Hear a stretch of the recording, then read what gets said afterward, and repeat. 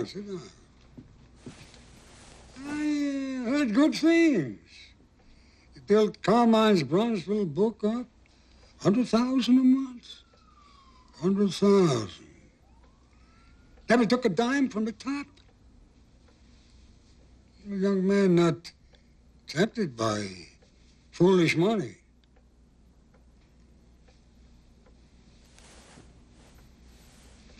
You seem to respect my policy on drugs.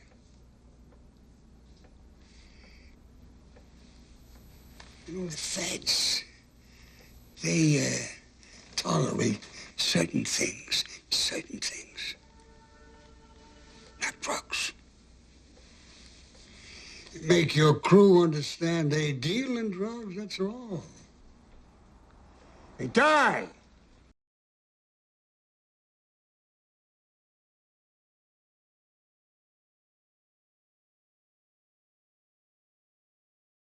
Masseria and Maranzano were relics by the time Carlo Gambino began to matter, but their deaths still set the rules. Both men died shaking the hand of Lucky Luciano, and that alone told Gambino everything he needed to know about survival. Loyalty was temporary. Power was permanent only if it was quiet. Gambino came up under Joe Masseria, learned the rhythms, learned when to speak and when to disappear, and when the attempt on his brother failed, he understood something fundamental had shifted. Masseria's days were numbered. Switching sides wasn't betrayal, it was arithmetic. He moved carefully, slid under Salvatore Maranzano, watched the old order collapse again, and when the dust settled, he found himself answering to the Mangano brothers. Officially, unofficially, the real power belonged to Albert Anastasia. Anastasia didn't consult the Mangano brothers when decisions mattered. When blood was on the table, he went straight to Luciano or Frank Costello. That told everyone everything. The Manganos understood it too late. When they finally tried to move, Anastasia moved first. Both brothers disappeared, and Anastasia rose unchecked, volatile, unpredictable, feared by his own men. Costello believed he could manage him, tame him, use him as muscle. He was wrong. Anastasia couldn't be controlled. He ruled by paranoia, especially after the committee hearings and the Kiefover investigations started pulling organized crime into the daylight. Men who talked too much, men who looked wrong, men who simply worried him. He killed them. Gambino watched all of it from the shadows. Not invisible, just quiet enough. He let himself be promoted, demoted, sidelined, even humiliated when necessary.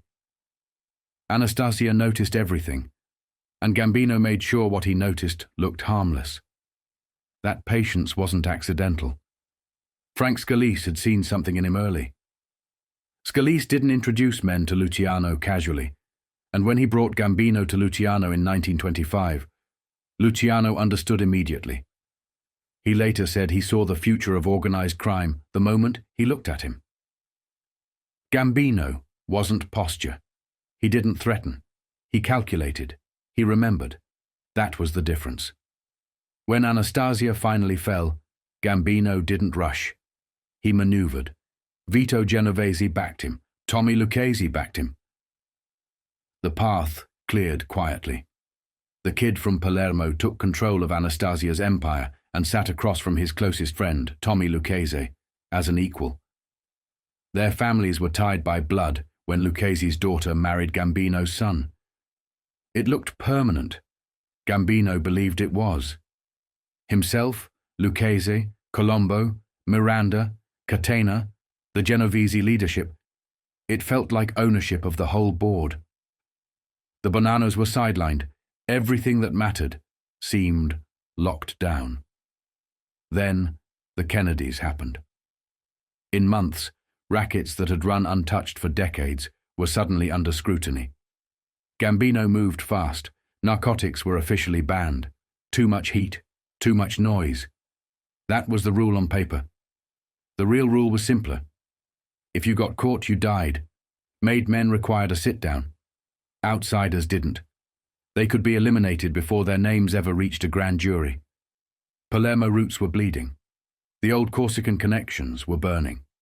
Intelligence agencies were crawling through Southeast Asia, Laos, Vietnam, taking over pipelines that had once fed the mob. Gambino understood the trend. Drugs were becoming radioactive, publicly. Privately, nothing stopped. Lucchese's family was built on narcotics, the Genovese family too. Gambino knew his own was no different. They just had to be smarter. They couldn't be visible. And in the meantime, the real money, the safe money, was shifting. Real estate, unions, construction, garbage, public contracts. Cities didn't run without them. Gambino pushed his captains there, but temptation never disappeared.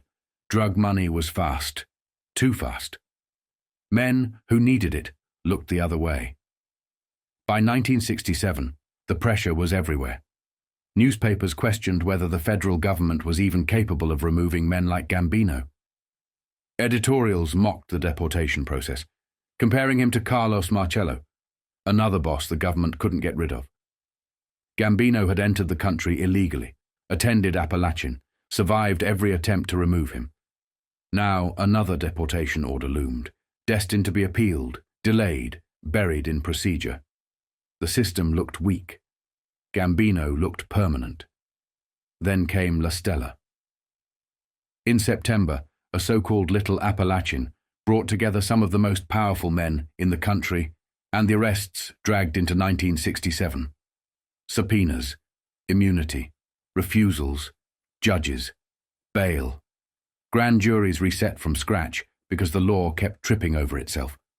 Gambino was named, summoned, delayed. Lucchese, Colombo, Miranda, Marcello, Trafficante. The names printed again and again. The press loved lists, the government loved task forces, flying squads formed, 5 agencies pooled resources, cities lit up on federal maps: Boston, New York, Miami, Chicago, New Jersey, Florida. Presidential commissions announced that Cosa Nostra had enough money to manipulate markets, raise prices, corrupt officials, and embed itself inside legitimate business. They spoke about invisible power, about families operating across 17 states, and about gambling revenues in the billions.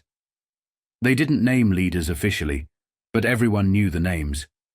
Gambino's name never stopped appearing. And through it all, Tommy Lucchese was dying. The brain tumor hollowed him out slowly. Gambino watched it happen, his closest ally, his mirror, fading while the world closed in. On July 13, 1967, Lucchese died at 67, in his Lido Beach home. His funeral told the real story. Politicians, judges, cops, racketeers, killers, all shoulder to shoulder, photographed quietly by undercover police. 44 years without a prison cell. Buried at Calvary Cemetery. Untouchable to the end. Gambino stood there knowing something else had ended too. He felt it in his body. The weight loss. The sleepless nights. The coffee. The strain.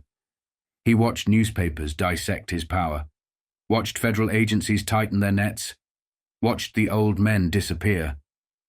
He thought about Masseria, Maranzano, Anastasia, Lucchese. He knew the pattern. Less than 10 years later, he would be dead himself. In bed. Officially, natural causes. In 1967, Carlo Gambino didn't fall. He endured. And that was always his greatest talent. By September, the air itself felt wired. Not just because the government had more agents and more subpoenas and more committees than ever before, but because the information stream had become a weapon in its own right. Newspapers weren't simply reporting the syndicate anymore. They were part of the terrain. Some reporters had sources embedded deep enough to know what was being whispered in back rooms. Some editors ran stories that looked like public service and read like strategy. And some men, inside the families and around them, learned how to use a headline the way their fathers had used a courtroom delay, to buy time, to change the subject, to give a public official cover when the pressure came down. The problem for Gambino was that 1967 didn't allow a clean separation between heat and control. The heat kept coming, and control had to be maintained anyway. After Lucchese died in July, the commission lost one of its anchors. And in the vacuum that followed, the newspapers did what they always did. They went hunting for a simple story that could explain a complicated shift. Newsday gave them one. On September 15th, 1967, the paper put the rumor into print. Carlo Gambino had retired. The story carried all the right reasons: health, threats, deportation pressure, exhaustion from being asked to solve other families' leadership troubles. It framed him as 64, worried about his heart, rattled by contracts on his life, worn down by the federal government's long attempt to remove him from the country. It said he had bowed out in July or early August, and that his underboss, Agnello O'Neill Della Croce, had replaced him. It even gave the reader a neat emotional hinge. Lucchese dies, Gambino loses his closest ally, and the old man steps back. That's the kind of story that makes sense to the public. It's also the kind of story that can be useful to people who need it to be true, or need it to be believed. If Gambino was retired, then every time an elected official or an agency was asked why the biggest name in the room still wasn't being broken, they could point to the same sentence and say, "He's old, he's sick, he's out of the game. Focus elsewhere. Move on. Take the heat off the real machinery and let the cameras chase a ghost." And in 1967, the machinery needed that more than ever. Because the real danger for any family wasn't simply indictments, it was clarity. If the government could confidently name the boss, prove the boss, and tie the boss to decisions, it could make a case that didn't depend on luck, or informers, or one wiretap that would be thrown out 5 years later. The syndicate's long-term defense was confusion. The Genovese family had turned confusion into a method. Vito Genovese was locked away, but even with him removed, law enforcement struggled to say, cleanly, finally, who was actually running that outfit day to day. Names floated: Thomas, Tommy Ryan, Eboli, Gerardo Catena, Michael Miranda, Thomas Funzi, Thierry, and others. The internal battle for dominance blurred the silhouette on purpose. The government could detain men, indict men, subpoena men, but pinning down the true command structure was always harder than catching soldiers in motion. Gambino understood the value of that mystery, and after Lucchese's death, it became more than useful. It became necessary. Newsday's retirement story didn't exist in a vacuum. The same paper had already been printing the details of the La Stella arrests, the bail forfeitures, the deportation order, the old stowaway entry story, Appalachian, and the Little Appalachian meeting in Queens. It had the basic map. It had the addresses: 34 Club Drive, Massapequa, 2230 Ocean Parkway, Brooklyn, Della Croce at 265 Lafayette Street. It reminded readers that Gambino had only 3 arrests and no convictions since coming from Palermo in 1921, that immigration had chased him for 8 years, that he had appealed a deportation order, that his work was labor racketeering and waterfront control, and the kind of legitimate-seeming rackets that never needed to be called by their real names. It even revived the private nightmare in public ink: contracts to kill Gambino and Lucchese, issued first by Joseph Bonanno, then later from within Bonanno's own circle. One priced at $500,000, voided only because the men tasked with carrying it out reported back to the very targets they were supposed to eliminate, and the commission shut it down. It painted a picture of an old boss finally spooked into stepping aside. But 1967 was not the year for clean endings. It was the year when the syndicate moved sideways, not out. Within days, the chatter was already shifting to what retirement actually meant. Newsday's Nassau edition, in the middle of its own long, messy column of city noise, slipped in a sentence that mattered. The throne was vacant, and men were already circling it. Tommy Eboli and the Catena brothers were named as battling over a vacancy supposedly left by Gambino. That wasn't just gossip. It was the sound of the public narrative being tested, stretched, and reshaped in real time. If Gambino was truly gone, the scramble would be visible. If he wasn't, then talk of a scramble served another purpose. It created smoke. It created movement. It created the impression of instability, exactly the kind of noise that makes it harder to identify a steady hand still on the wheel. And while newspapers argued over who sat where, the rackets themselves kept evolving. On September 20th, Victor Riesel described the next frontier in syndicate language that sounded almost futuristic. The mob entering the air age. Airports replace waterfronts. Air freight replacing docks. Containerized cargo. Supersonic visions. Runways as the new gates of the city. Riesel wrote that the Lucchese family and the Gambino crowd were both trying to stake out priority in air freight haulage, moving into the vacuum created by Jimmy Hoffa's imprisonment. The names were the old names. The pipeline was the old pipeline. Labor, trucking, unions, trade associations. But the location was shifting from piers to terminals. Kennedy Airport was described as the world's biggest prize, the gateway. If a crew could crack Kennedy the way earlier generations cracked the docks, they could scale the racket nationwide. The State Commission of Investigation was already probing it. Freight handling, trucking, union activity, the same ghost payrolls. Tough guys listed as salesmen who produced nothing because they weren't there to sell. They were there to enforce. Riesel pointed to underworld figures like Joe Curcio, an ex-con with old Teamsters paper local history, linked back to Johnny Dio and the Lucchese protection structure. Moving again, using the same techniques, aiming at the next century. The picture was clear. Organized crime wasn't simply surviving government pressure. It was positioning itself for the future while the public was being told the bosses were aging out. And in Florida, the pressure had turned lethal. On September 28th, the Miami Herald reported a deadly guessing game. New York mobsters, convinced that informers threatened the flow of narcotics from South Florida, ordered the killings of 2 suspected sources. Arthur Salvatore Riccardi, Joseph Jerry Springer, both dead. The story ran through the July arrest of Anthony DePasqua in North Miami Beach, a reputed multi-million-dollar narcotics operator with links outlined in the 1963 McClellan hearings. DePasqua was associated with the Lucchese family, but his supply lines ran wider, narcotics feeding the Genovese, Gambino, Bonanno and Colombo families as well.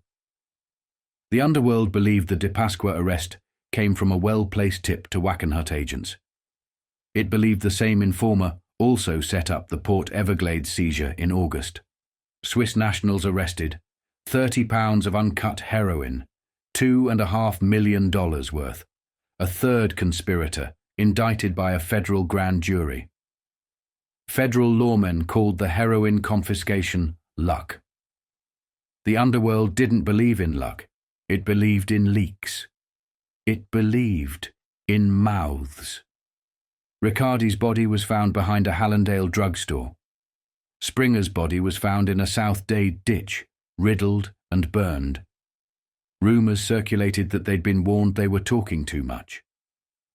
A city prosecutor admitted he had used Springer as an informer, described him as likable and sophisticated with an amazing network. Exactly the kind of compliment that gets a man killed in that world because it confirms the one thing the mob cannot tolerate: access. In 1967, everything connected back to the same fear: exposure. Not just exposure in a headline, but exposure in a way that could be proven in court. That fear was already visible in New York earlier in the month when a judge threw out indictments in the murder of Alfredo San Antonio an informer cut down in his florist shop because the US Supreme Court had tightened the rules on electronic eavesdropping. The district attorney said what everyone understood. Without the tapes, the case was too weak to win. Men went free. The court lamented the far-reaching effect of the ruling, as if the law itself didn't understand that it was building a system where informers could die and killers could walk if the proof depended on a tool now forbidden. So the syndicate adapted in both directions at once. It used the courts when it could. It used bullets when it had to. And it used narratives, retirements, health scares, succession rumors, whenever the moment demanded a softer kind of cover. By October, the broader view hardened. The Globe and Mail, drawing on reporting that traced the underworld across Long Island, described what law enforcement had been saying privately for years. Crackdowns crimped one racket and money flowed into another. Legitimate businesses that could hold cash, hide profits, and launder reputation. Bakeries, motels, nightclubs, trucking companies, laundries, service stations, jukebox and vending routes, meat wholesaling. It described Nassau County as home to an unusually dense population of top organized crime figures, bosses who directed rackets throughout the metropolitan area and beyond, many living quietly among suburban lawns and waterfront fences. It pointed directly at Carlo Gambino's Massapequa home, 34 Club Drive, and noted that behind the baronial facade sat another kind of infrastructure: loyal operators, labor racketeers, and men who made the money clean enough to spend. It also showed the other side of the same problem. Even when investigators knew who was controlling what, witnesses wouldn't speak. Market managers were called in and asked about suppliers victimizing them. They insisted everything was fine while terrified eyes said otherwise. That's the real power in a syndicated system, not the gun, the silence it creates. And that's why the retirement story mattered. If the government believed it, it might chase a phantom. If the public believed it, it might stop asking hard questions. If local officials believed it, or pretended to, it gave them a clean excuse to focus on somebody else. And if other families believed it, it could invite exactly the sort of disorder that forced men to reveal themselves. Gambino's problem in late 1967 wasn't simply federal pressure. It was that every solution carried risk. Retiring publicly could be cover, but it could also be interpreted as weakness. Remaining publicly active invited heat. Remaining publicly invisible invited ambitious men to fill space. The Genovese family had shown how effective ambiguity could be, but ambiguity was never free. It required discipline across captains, regimes, crews, an agreement not to give the government a single point of certainty. In that kind of year, the smart move wasn't to vanish. It was to make the world believe you had vanished, while the rackets, the unions, the ports, the airports, the checks, the cards, the freight, the money, and the fear kept moving exactly where you wanted them to move. And if someone insisted on asking who was really in charge, the answer was the same answer the syndicate had always relied on. A different name, a different story. A man said to be retired, a man said to be sick, a man said to be not the boss anymore. While the real boss stayed where he had always been, out of reach, out of court, and just far enough from the noise to survive it. By October, the picture on Long Island was tightening into something the public could finally understand, and that made it dangerous. The old arrangement had always depended on two things: cash flow and distance. You could run half a county if you kept your hands clean, your name quiet, and your money moving through businesses that looked ordinary from the street. The crackdowns on the two huge bookmaking rings didn't end the gambling. They crimped it. And when a racket gets crimped, it doesn't die. It migrates. It looks for better cover. So the investments moved. The New York Times service piece on October 11th laid it out like a map. Loan sharking profits, gambling profits, extortion profits, all sliding into legitimate fronts. bakeries, motels, nightclubs, trucking companies, laundries, service stations, jukebox, and vending routes, meat wholesaling. Not glamorous, not cinematic, effective. Businesses where you can skim, launder, threaten suppliers, own the delivery, and keep witnesses scared enough to insist everything is fine, while everyone in the room knows it isn't. District Attorney William Kahn admitted the truth that never made it into speeches. They knew where the control was. They just couldn't make anyone say it out loud. They called in market managers, asked about suppliers they knew were victimizing them, and got the same answer every time. Everything's all right. It wasn't. They were scared. That fear wasn't a side effect. It was the operating system. And Nassau County, according to the survey, had become the ideal place to run it. More top-level organized crime directors living there than any other suburban area in the nation. More than 100 bosses as summer or year-round residents, playing solid citizen in their own communities, keeping the rackets out of sight and the leadership behind waterfront fences and careful addresses. Until Lucchese died in July, Nassau held something rare. 3 of the 5 major New York groups' leadership within a short drive of each other. That made the county less a suburb than a boardroom. Lucchese's death shifted the balance. So did the internal rearrangements the article named Gaspare Di Gregorio, stepping down in Smithtown, and John Sonny Franzesi facing what looked like a long stretch of trouble, with an expected imprisonment hanging over his rackets in Nassau and Suffolk under the Joseph Colombo organization. When those pillars move, the money doesn't stop. It searches for new managers and new protectors. That's the part Gambino never lost sight of. Rackets don't vanish when a boss dies. They become prizes. The same survey named what everyone in law enforcement already believed. Gambino was not simply a Long Island resident with a nice home. He was one of the anchors, a boss living at 34 Club Drive, Massapequa, and running a criminal organization of more than 200 members, with a share in almost every kind of racket and a long reputation as a labor racketeer. It even put Joseph Joe Bananas Bonanno in the same suburban frame.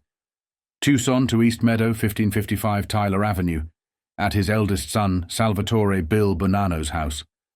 Another reminder that the national syndicate wasn't headquartered in neon-lit city alleys. It was headquartered in quiet streets with lawns, and it wasn't only the bosses. The article positioned the vassals right behind the castle walls. Directly behind Gambino's baronial Massapequa mansion, it said, lived Ettore Zappi, described in Senate records as a labor racketeer and loan shark. Zappi wasn't some abstract name. He had a legitimate title, President of Convertible Mattress Corporation of Brooklyn, and legitimate contracts supplying mattresses to Castro Convertible Corptors in New Hyde Park. That was the point. You didn't need to look like a gangster to be useful. You needed to be placed correctly. The piece also named the kind of structure Gambino had built for years, SGS. Associates, a labor relations firm with clients in manufacturing, real estate, development. One of them, William J. Levitt, the builder whose projects defined post-war Long Island. When Gambino's role was exposed, the firm dissolved. But the method didn't dissolve. You don't lose a skill like that. You just change the stationery. And in the middle of all this, the retirement theme returned, carefully, with the same ambiguity that made it valuable.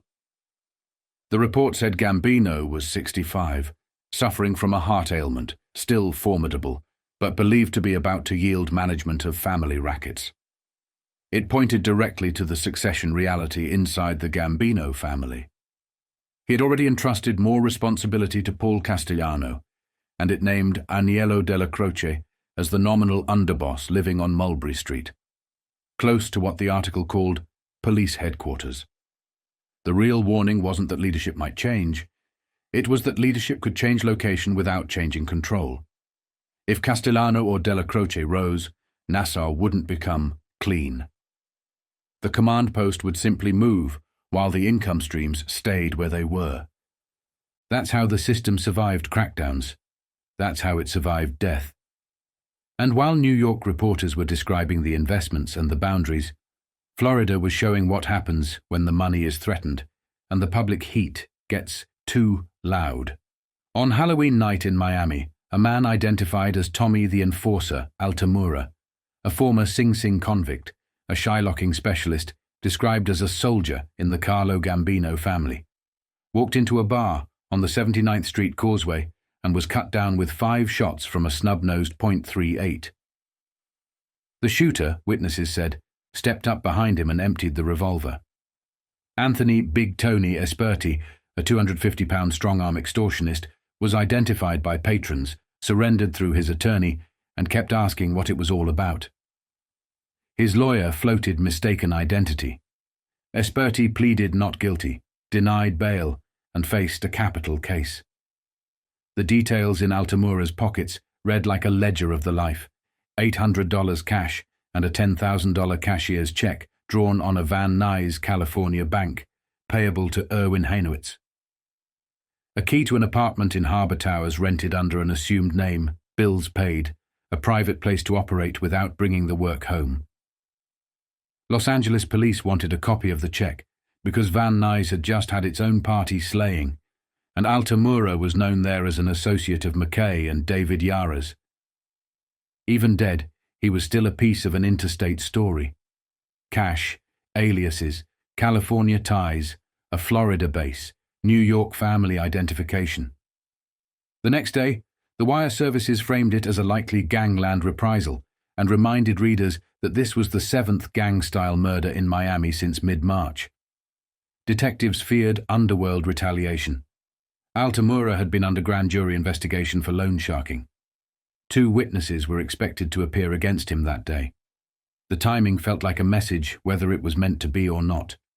Then, days later, the Orlando Sentinel widened the lens and showed the cost of that message. Informers shut down. Phones stopped ringing. Everyone running scared. Cops argued about what was mafia and what wasn't, but even their denials admitted the deeper truth. Organized crime could embarrass itself with too much violence and still keep its money moving. They said they heard the word came down from the commission in New York to stop the bombings because the publicity was putting heat on the organization. The violence was bad for business. It provoked grand juries. It made newspapers ask questions. And the newspapers, by 1967, were no longer just observers. They were accelerants. That was the squeeze Gambino lived inside as the year turned. On Long Island, the public story became legitimate investment and suburban bosses. In Florida, the story became open city and intergang warfare, narcotics flow, informers dying, and law enforcement trying to keep up with a system that functioned like a corporation. Boss, underboss, consigliere, capos, soldiers, and the non-member workforce that moved the product ran the bets, enforced the debts. The syndicate didn't need to win every court battle. It didn't need to stop every investigation.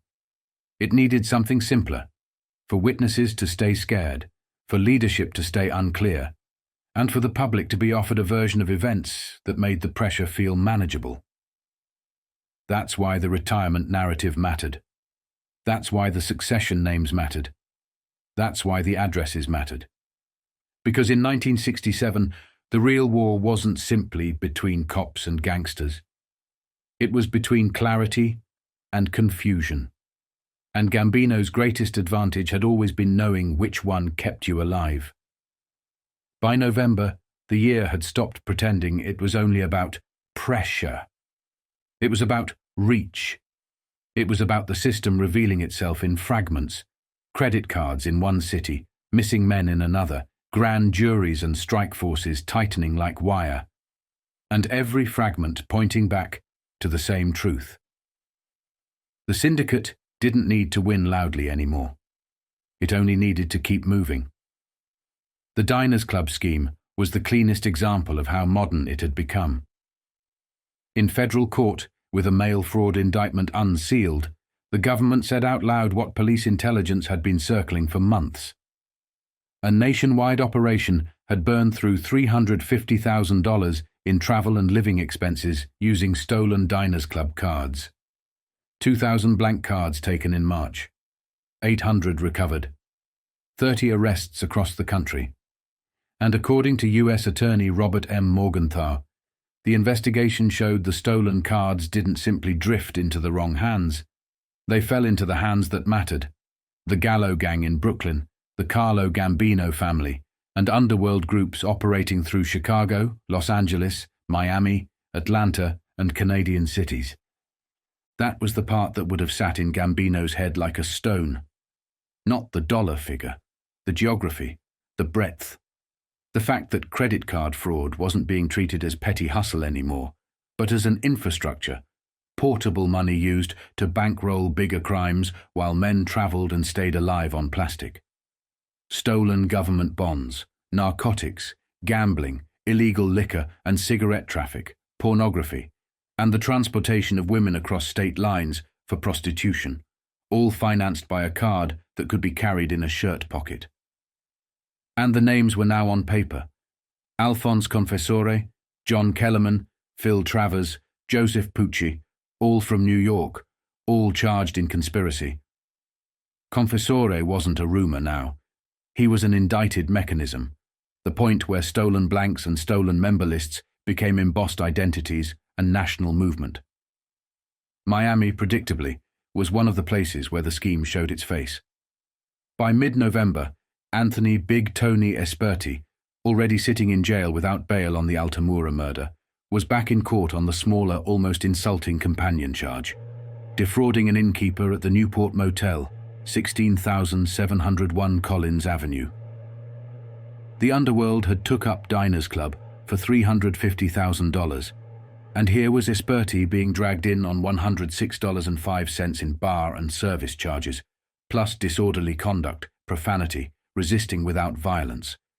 The kind of charges that sound like noise until you understand why they matter. Because the card mattered.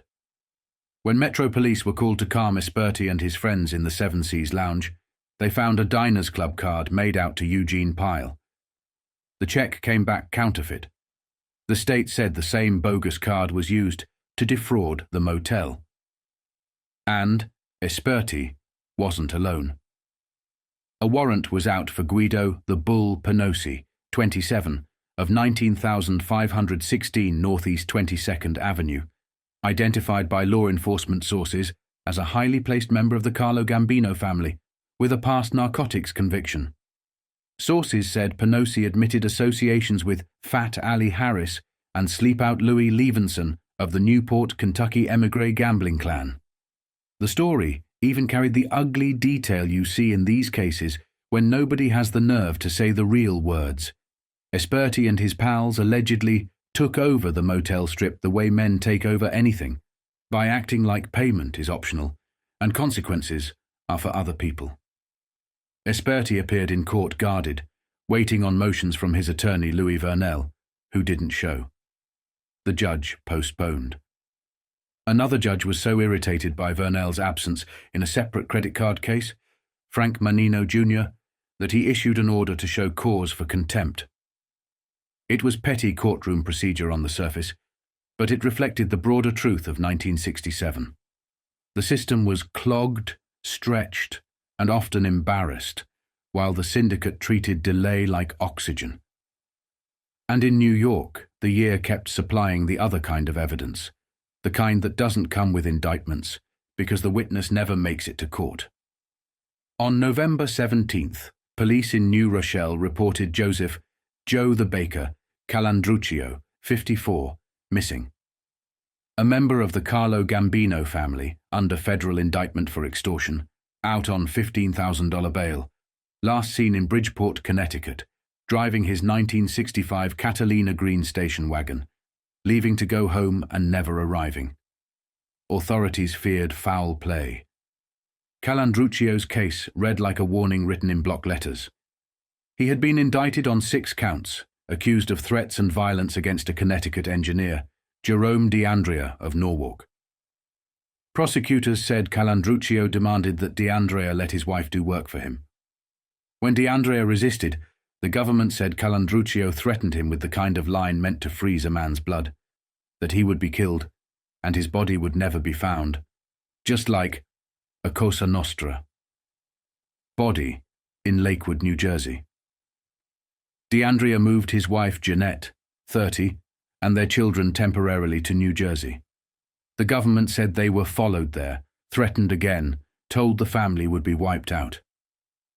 The indictment described D'Andrea being accosted at the New Rochelle railroad station, struck in the face while two companions held his arms, then threatened with a knife. Calandruccio was identified as proprietor of the Madison Bakery in Bridgeport, previously associated with a bakery in New Rochelle years earlier. Prosecutors said he wanted Jeanette to work for him not as a favor, but because he feared what she knew of syndicate activity that could become testimony. Then he vanished. A month later, on December 14th, police said the search had been underway exactly 1 month and he was still missing. Last seen leaving the Bridgeport bakery around 5 a.m. to make deliveries in his station wagon, never returning. He was scheduled to appear for trial 3 days after he disappeared. Authorities repeated the same identifiers: strong-arm racketeer, Gambino family member, out on bail. And this time the story added the family business detail. Late in 1966, Calandruccio's son Dominic, his brother-in-law Frank Corigliano, and George DeMarco, all of New Rochelle, had purchased the Bridgeport bakery from the Cascella family.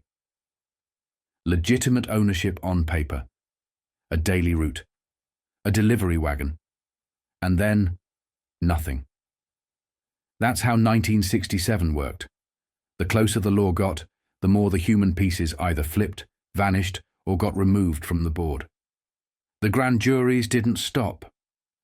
On November 29th, police ordered 37 men, described as the elite of the city's gambling underworld, to appear before a Brooklyn grand jury after a squad interrupted a meeting at a Bensonhurst social club.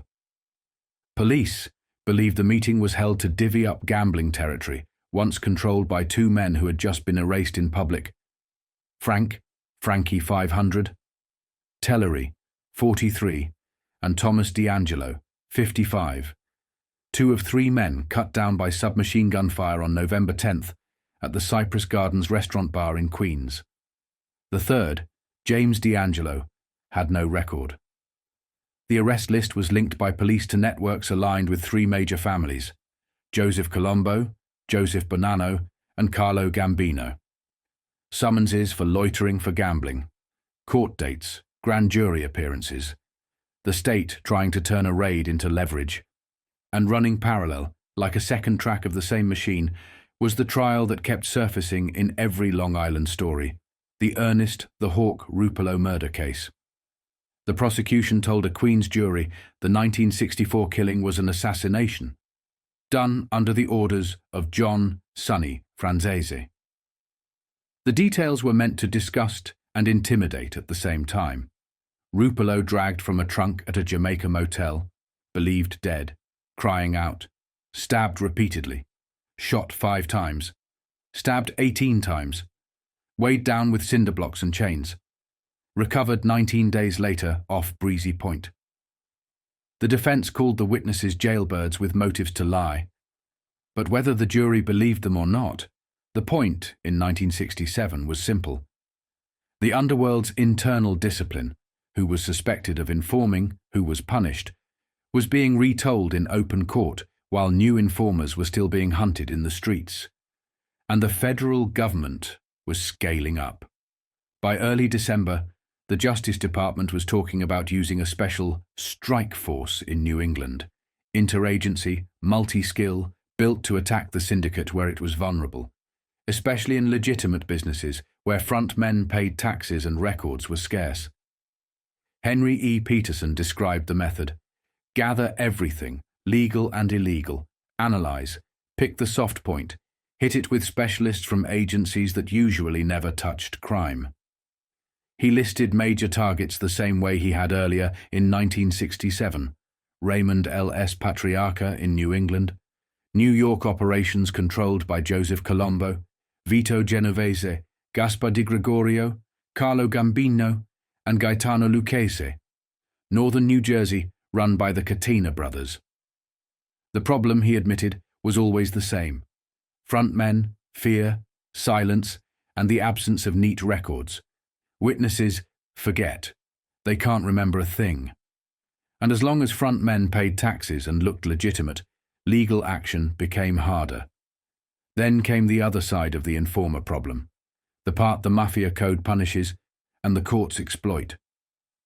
On December 7th, Carmine Lombardozzi, described as the Gambino family's fast-talking representative on Wall Street, was indicted for perjury.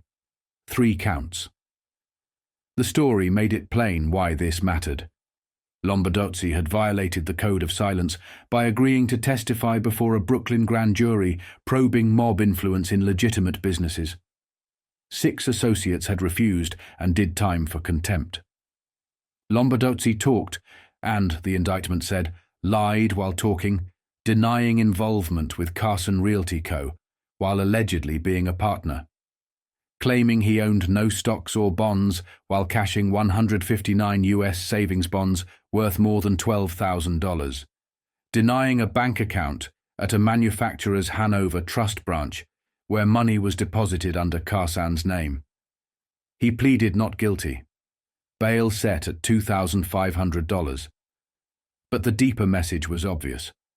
Once a man breaks omerta in public, he becomes useful to the state and disposable to everyone else. And 1967 was full of men being used up. So, when you look at the last weeks of the year, the pattern is brutally consistent.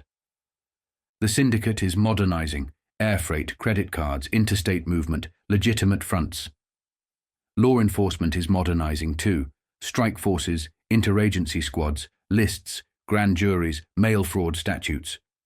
And in the middle, the human layer is cracking: informers killed, informers suspected, witnesses terrified, lawyers stalling, defendants vanishing, and headlines that can be weaponized as easily as a gun. For Carlo Gambino, this wasn't just pressure. It was the year the syndicate learned that the future would be fought on 2 fronts at once: inside courtrooms and inside narratives. And the side that controlled the story could buy itself the time to keep controlling the money.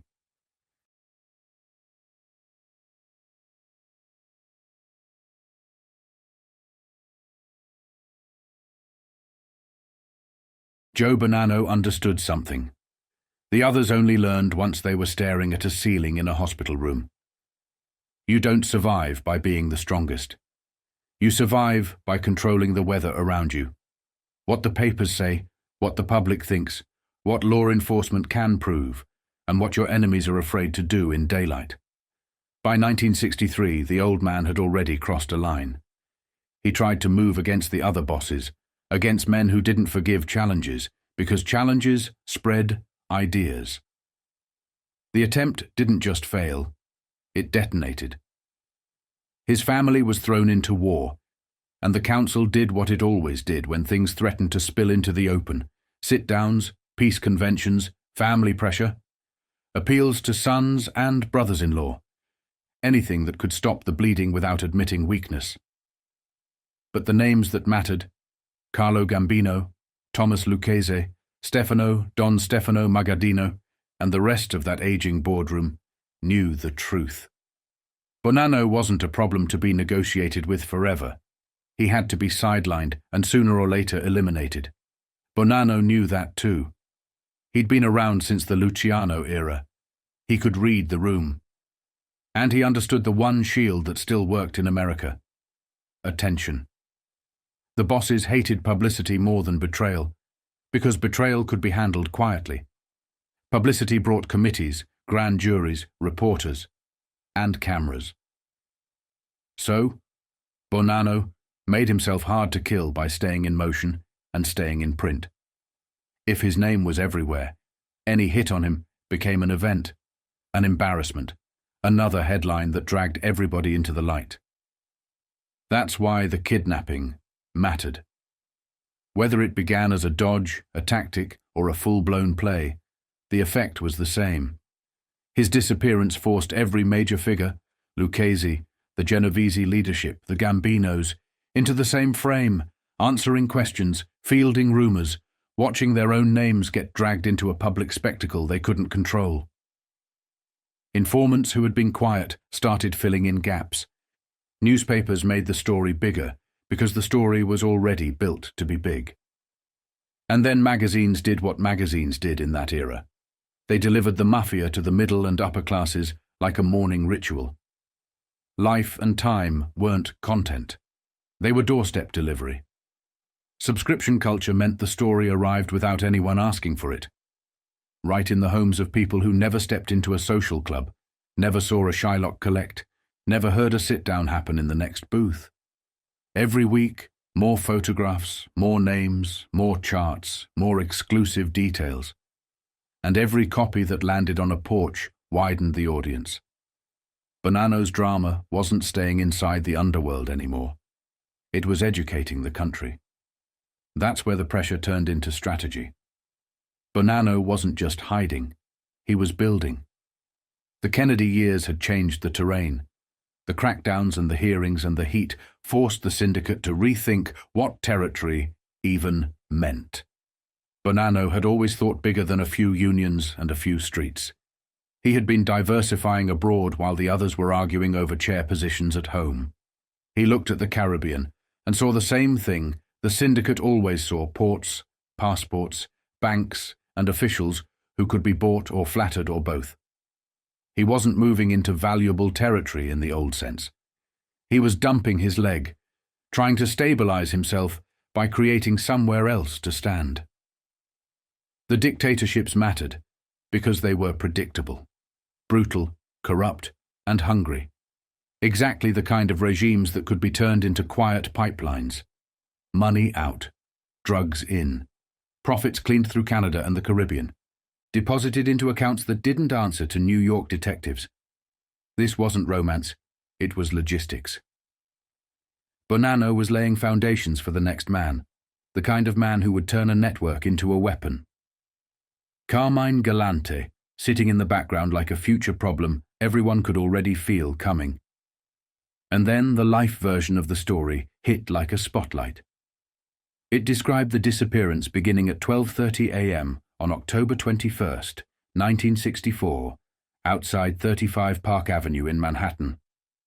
Bonanno stepping out of a taxi with his lawyer William Power Maloney, discussing a federal grand jury appearance scheduled for that morning. Two big men waiting.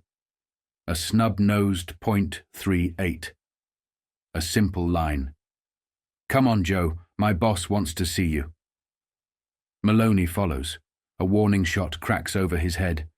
And suddenly even the police have to decide what kind of story they're being handed: hoax, hit, or exile.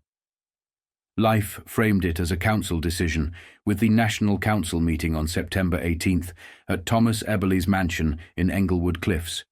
A table full of names: Joe Colombo, Carlo Gambino, Thomas Three Finger Brown, Lucchese, Momo, Salvatore Giancana, Angelo Bruno, Joe Zerilli, Don Stefano Magaddino. The charge: Bonanno's greed. A man already rich, already powerful, pushing into territories held by other families, cutting into Canadian rackets long dominated by Magaddino's Buffalo base, plotting West Coast expansion, and, according to defectors, dreaming bigger than that. A move to seize control of the five-family New York structure by knocking off Gambino and Lucchese, with Colombo written off as the weak link and the Genovese situation temporarily out of service. Add in alleged plots against Magaddino and Frank DeSimone out in California, and the story becomes what the council always fears most: an internal coup turning into a public civil war. So the verdict comes down. Guilty? The argument becomes punishment. "Kill him," Life said Giancana suggested, and the room agrees, but with conditions. Quiet, no war, no spectacle. Life said Magaddino gets tasked with carrying it out, and that the snatch team were two former Bonanno men, Michael Zaffarano, a bodyguard, and Joseph Asaro. Bonanno ends up in a Catskills house 70 miles from New York, back in the same mountains where, decades earlier, he'd attended a ceremony admitting a nobody named Joseph Valachi. The irony writes itself. Valachi goes on to sing, turning the spotlight on men who had lived in comparative obscurity, and Bonanno ends up a prisoner waiting for what was supposed to be a one-way trip to a deep lake. Then comes the part that reveals what kind of operator Bonanno really was. He doesn't beg like a cornered soldier. He negotiates like a man selling the syndicate its own reflection. He tells them his narcotics connections are worth millions. He warns them that if he dies, young men will revolt against old dons. He offers to resign. He offers to hand over the family. He sells them the idea that he is more dangerous dead than alive, and more valuable breathing than buried. And it works. Because the council isn't courageous. It's practical. It votes to spare him to avoid war. It lets him resign and name a successor. He picks his brother-in-law, Frank Labruzzo, as boss of the New York family, and his son Salvatore Big Bill Bonanno as consigliere. The council approves, then decides the real control mechanism. Keep Joe moving, keep him on missions, keep him from sitting still long enough to run things. That's when the Caribbean stops being a rumor and becomes policy. During the next 18 months, Bonanno moves through Canada, Mexico, the Caribbean, France, North Africa, and Sicily. A phony passport, cash, women, a roving executive of crime, sent around the world to do work the council wanted done without giving him a throne in New York. He boards an 80-foot yacht near Miami, registered to a Buffalo businessman friendly with Magadino, and the boat island hops through the Bahamas, the Dominican Republic, Haiti, and other ports where the line between government and racket is thin enough to step over. In Port-au-Prince, Life said, he was treated like visiting royalty. François Papadoc Duvalier sends the limousine and chauffeur. The palace receives him. And before the yacht sails, Bonanno secures an exclusive contract for the International Casino, slot machines, the whole operation, then sends Vito De Filippo to take over the casino from its previous operators. Pleasure and business in the same breath. And when the yacht leaves, it leaves with entertainers, teenage mulatto girls signed for a mafia-owned nightclub in Montreal. When U.S. Customs boards the yacht at Rouse's Point in 1965, they find the girls, but not Bonanno. He's already moved on. Back home, his successor dies. Labruzzo drops from a heart attack less than a month after the resignation. Under the original agreement, Salvatore should take over. Instead, the council double-crosses him. In January 1965, it meets at the Capri restaurant in Cedarhurst and chooses Gaspare Di Gregorio, a man tied to both the Bonanno and Magadino worlds. The betrayal is personal. They're the same age, born within miles of each other in Sicily. They grew up in the same orbit. Di Gregorio was best man at Bonanno's wedding, godfather to Salvatore. But Magadino's ties run deeper and colder. So, when Don Stefano nominates Di Gregorio, old loyalties get erased. Bonanno can't retaliate openly.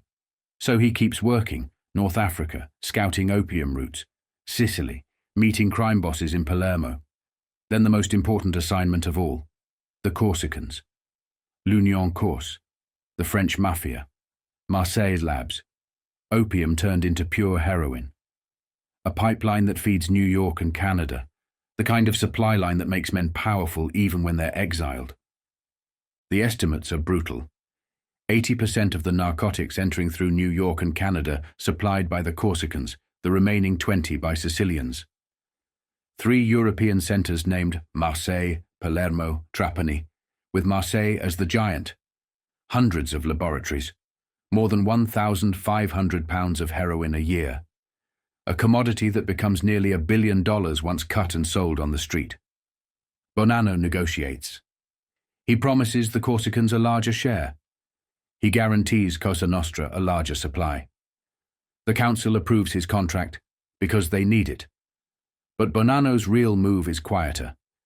His private arrangement with Paul Mondolini, the Corsican operator running routes from Marseille to Canada, Canada to New York, Mexico into the US. A native Corsican, with a past as a French policeman and police chief in Saigon. A man who learned dope the way others learned politics. The Aga Khan gem stick-up, the bail jump, the fake passport into Canada, the Montreal route, the Texas grand jury indictment, the Mexican escape out a bordello window. A man the Americans can't catch, and the Mafia can't kill without risking the supply line. Bonanno doesn't fight him. He absorbs him. He persuades Mondolini to work together. He secures exclusive rights to import narcotics from Montreal into the United States. Mondolini becomes the silent partner.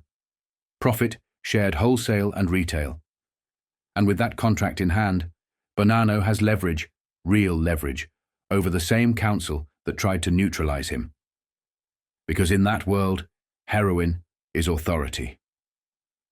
By January 1966, Bonanno tells Salvatore and a few trusted lieutenants he's coming back. And then Brooklyn hears it before it understands it. On January 28th, gunfire tears through Troutman Street in Ridgewood. More than 50 shots. No bodies. The kind of shooting that exists to send a message rather than collect a life. Neighbors are questioned. Nobody heard anything. Nobody saw anything. The silence is automatic. But investigators read it correctly. Joe is back. He came to confer with loyal men. Di Gregorio learns he's in town and sends carloads of greeters to give him a 21-gun salute. An assassination attempt disguised as intimidation. It fails. And suddenly, Di Gregorio is the one hiding behind locked doors in West Babylon, collapsing into an ambulance ride when a detective shows up with a subpoena tied to the Troutman Street shoot-up. Bonanno then does the thing that makes law enforcement grind its teeth. He walks into Foley Square and answers federal charges like a man returning from vacation. Out in the open. Clean suit, controlled face. Because now the council has a problem. If they move against him, they risk the heroin arrangement. If they spark a war, they invite the exact publicity they've spent a decade trying to bury. And besides, by then, most of the old enemies are sick, old, or compromised. Gambino and Magaddino ailing. Lucchese dying of brain cancer. Di Gregorio damaged. The room that once voted to kill him is suddenly too weak to finish the job. So, the comeback happens, almost without opposition. Bonanno forces the council to tolerate what it didn't want to tolerate. His return to influence, his continued gambling interests in Haiti, the Montreal-New York narcotics route, the very overseas networks he built while the others were stuck defending their front doors. But there was another version of how it happened, one that circulated quietly among federal investigators and later appeared in Paul Mescal's account of Carlo Gambino and the Commission. In that telling, the kidnapping was not theatre. It was real. Bonanno was taken to a mob hideaway in the Catskill Mountains and held there for weeks. He had already been sentenced to death. The decision had been made. What saved him was not defiance, but calculation. Bonanno argued that killing him would ignite a national war, fracture the syndicate, and drain revenue at a moment when law enforcement pressure was already closing in. Spare his life, he said, and he would surrender everything. His international empire, his rackets, his family. Let the Commission divide the spoils. Greed outweighed vengeance. The sentence was commuted. Death became banishment. Bonanno was ordered out of the country and into exile until his interests were dismantled and redistributed. He was released in December 1964, alive but stripped of authority. At the same moment, Carlo Gambino was tightening his grip on the machine. That winter, while Bonanno's future was still unresolved, Sam de Cavalcante, the plumber, was moving openly, hosting gatherings, planning Christmas parties, handing out money. On an FBI wiretap, Sam casually explained how Gambino had kicked in $2,000 for a recent score, and how he intended to spread it around the borgata. Business as usual. Leadership unshaken. De Cavalcante later admitted he had tried to mediate between Bonanno and the commission. Those talks collapsed when Bonanno refused to attend a commission parley at Englewood Cliffs. The kidnapping followed soon after. By the final days of 1964, even Sam wasn't sure where it would end. Then came December 23rd. Joseph Bayon Joe Ziccarelli, a Bonanno lieutenant close to De Cavalcante, paid Sam a visit. He told him he'd seen Bonanno days earlier. Bonanno was under pressure. Federal prosecutors were threatening his son, Salvatore, who had already appeared before the grand jury more than once. They wanted leverage. They wanted Bonanno himself. Ziccarelli relayed Bonanno's message. The old man had resigned Giovanni Bonventre. Bonventre, his uncle and underboss, had stepped down. The capos were following. Now Bonanno wanted to know who the commission favored to take over. Sam already had the answer. 3 names, Gaspare Di Gregorio among them, and Sam made the real power clear. He wanted Ziccarelli in front of Carlo Gambino, either directly or through Jerry Catena. Because in the end, that's where the decision lived. Bonanno, Ziccarelli said, knew Gambino, had known him since childhood, had done business with his brothers back when Gambino was still a bootlegger. Gambino knew him too, but familiarity didn't mean protection anymore. By January 1965, the commission met at the Villa Capri in Cedarhurst, Long Island. Gambino was there, Lucchese, Colombo, Magaddino, Angelo Bruno. Genovese was represented by Eboli, Catena, and Mike Miranda. Sam De Cavalcante sat in. Federal agents listened from the shadows. Magaddino opened the meeting by nominating Gaspare Di Gregorio, an obscure Brooklyn clothing manufacturer related to Magaddino by marriage. Di Gregorio had been best man at Bonanno's wedding, godfather to Salvatore. The same age, from the same part of Sicily. But loyalty meant nothing now. The nomination passed unanimously. To keep Di Gregorio manageable, the commission stripped the family, hundreds of soldiers, prime rackets, a weakened throne by design. Sam later bragged about the meeting in private, flushing toilets and running water to drown out bugs that weren't fooled. Gambino, he said, didn't trust Bonanno, had already straightened out problems, had already decided who mattered and who didn't. Bonanno's men began defecting. Many went to Joe Colombo. Di Gregorio, underestimated, turned out tougher than expected. He tried to claw back Arizona and Canada. Gambino blocked him. Then Di Gregorio suffered a heart attack. Leadership fractured again. Salvatore Bonanno began recruiting openly, trying to reclaim what his father had lost. On January 28, 1966, he met loyalists on Troutman Street in Brooklyn. Someone tipped Di Gregorio off. Gunmen arrived, 3 carloads, nearly 100 shots fired. No bodies, but the message was clear. The war was back. This time, Gambino intervened. He urged Di Gregorio to step aside. Poor health made the decision easy. Gambino and Stefano Magaddino proposed a replacement. Paul Sciacca, quiet, unknown, clean.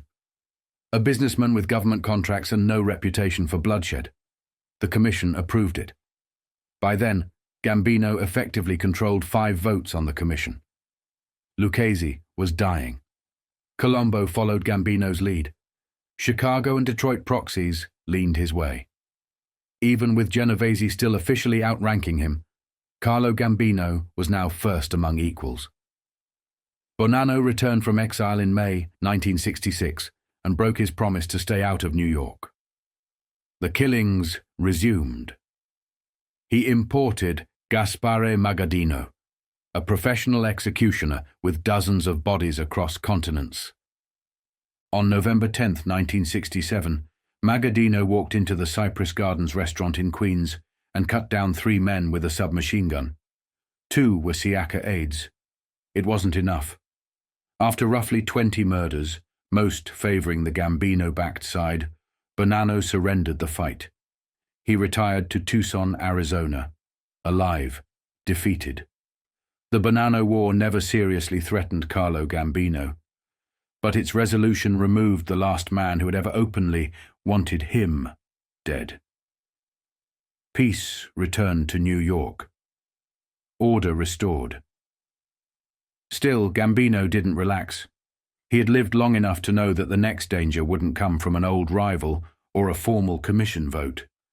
It would come from something newer, louder, less disciplined, a different kind of mob entirely. And that's where the damage becomes generational. Because young men were watching. Not from the commission table, those seats were locked, but from the street level, the crews, the fringe operators, the ambitious killers who didn't have patience for old rules.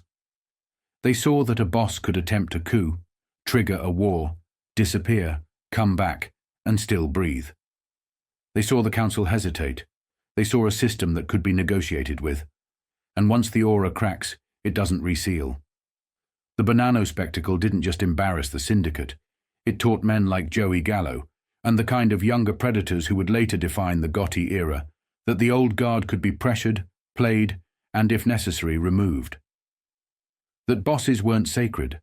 That rules were only rules until someone proved they could break them and survive.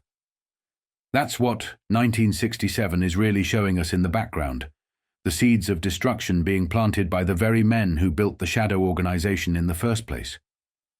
The empire didn't fall because outsiders finally figured it out. It started to rot because the insiders demonstrated in public that even the highest throne could wobble, and that the men who claimed to own the future were already frightened of the headlines.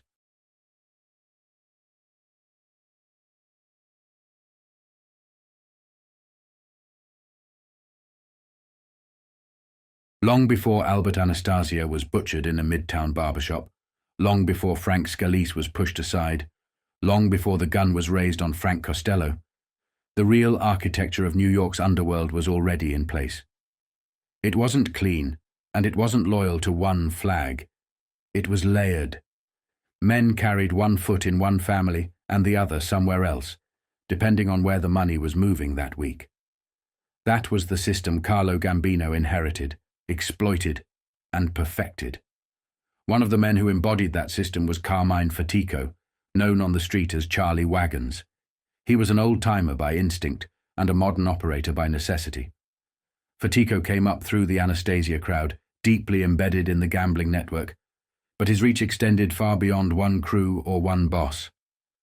He was tied tightly to Tommy Lucchese and Frank Costello because Costello, more than anyone, understood gambling on a national scale. That was the connective tissue. Gambling linked the old guard to the new, the street to the politicians, the neighborhood to the airports. It was through men like Fatico that Carlo Gambino stayed connected to both the fading legends and the rising generation. These were the remnants of earlier syndicates, men who had touched the Dutch Schultz operation, who had been absorbed by Lucchese's machine, and who eventually fell under Gambino's umbrella. Fatico wasn't flashy. He didn't need to be. He opened social clubs, built quiet alliances, and enforced discipline. He was also one of the men who helped shape the next era by teaching it, whether he intended to or not, to a young soldier named John Gotti. By 1966, Gambino had consolidated control of the family he took from Anastasia's corpse. He didn't just survive the transition. He dominated the other 4 families by staying patient while they fought themselves. That same year, Gotti was learning the trade under Fatico, one of Gambino's 24 capo regimes. Fatico was short, lean, and sharp. The nickname came from his specialty, truck hijackings. Anastasia had put him in charge of East New York years earlier, and Gambino had been smart enough to keep him there. From a modest storefront known simply as The Club, Faraco ran everything east of Brooklyn. Every morning, he held court in the back room, handing out work, settling disputes, and listening to men who needed favors. His crew numbered roughly 120 made men, soldiers, and associates. A capo wasn't just an organizer of crimes. He was a banker, an advisor, and a judge. Faraco understood that balance. He followed the rules that mattered most: absolute loyalty upward and relentless earning downward. His operation was estimated to gross around $30 million a year. He was also violent when violence was required. That talent mattered. In a Cosa Nostra family, the ability to kill efficiently, quietly, and without leaving a trail was still the most valuable currency of all. John Gotti didn't look like a future boss at first. Before joining Faraco's crew at 26, he was a drifter. He tried burglary and failed. He stole copper wire and got caught. He worked in a Brooklyn coat factory and walked away. Gambling only left him broke. Even marriage nearly collapsed before it started.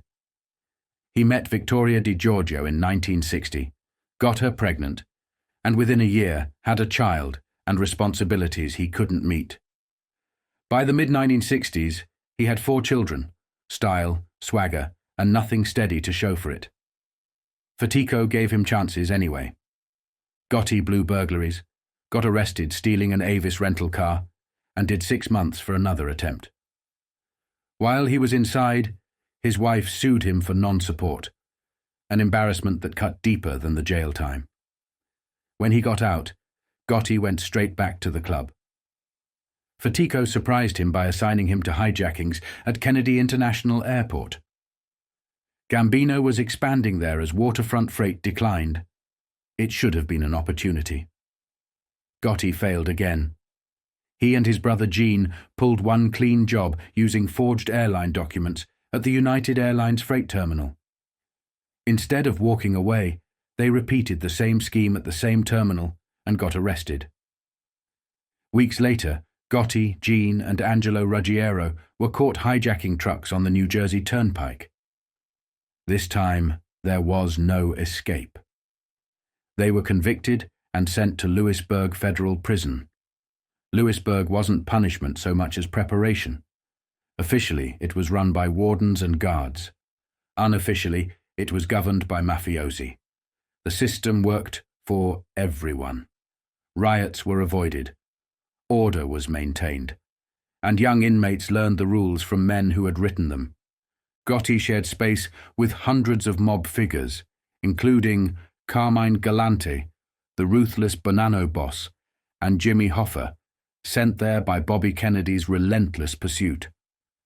Informants later told the FBI Hoffa had discussed killing Kennedy while inside. Gotti absorbed everything. He impressed Galante enough to receive a job offer, but turned it down because his loyalty belonged to Faraco. Galante respected that. Gotti spent his time lifting weights, working minimal hours, and studying men who had survived long enough to matter. If the government had designed a school for organized crime, it couldn't have done better. Outside prison walls, law enforcement kept circling the same names. Raids hit private clubs. Men like Agnello Della Croce, Joseph Gallo, Paul Castellano, and Carmine Faraco were swept up and released on bail. Newspapers tracked the spread of crime families into Long Island, policy banks handling tens of millions a year, labor unions under mob pressure, and gambling rings stitched together across boroughs and states. Faraco's name appeared again and again, linked to gambling, labor rackets, extortion, and murder plots. He wasn't loud. He didn't need to be. His presence alone told investigators where power was flowing.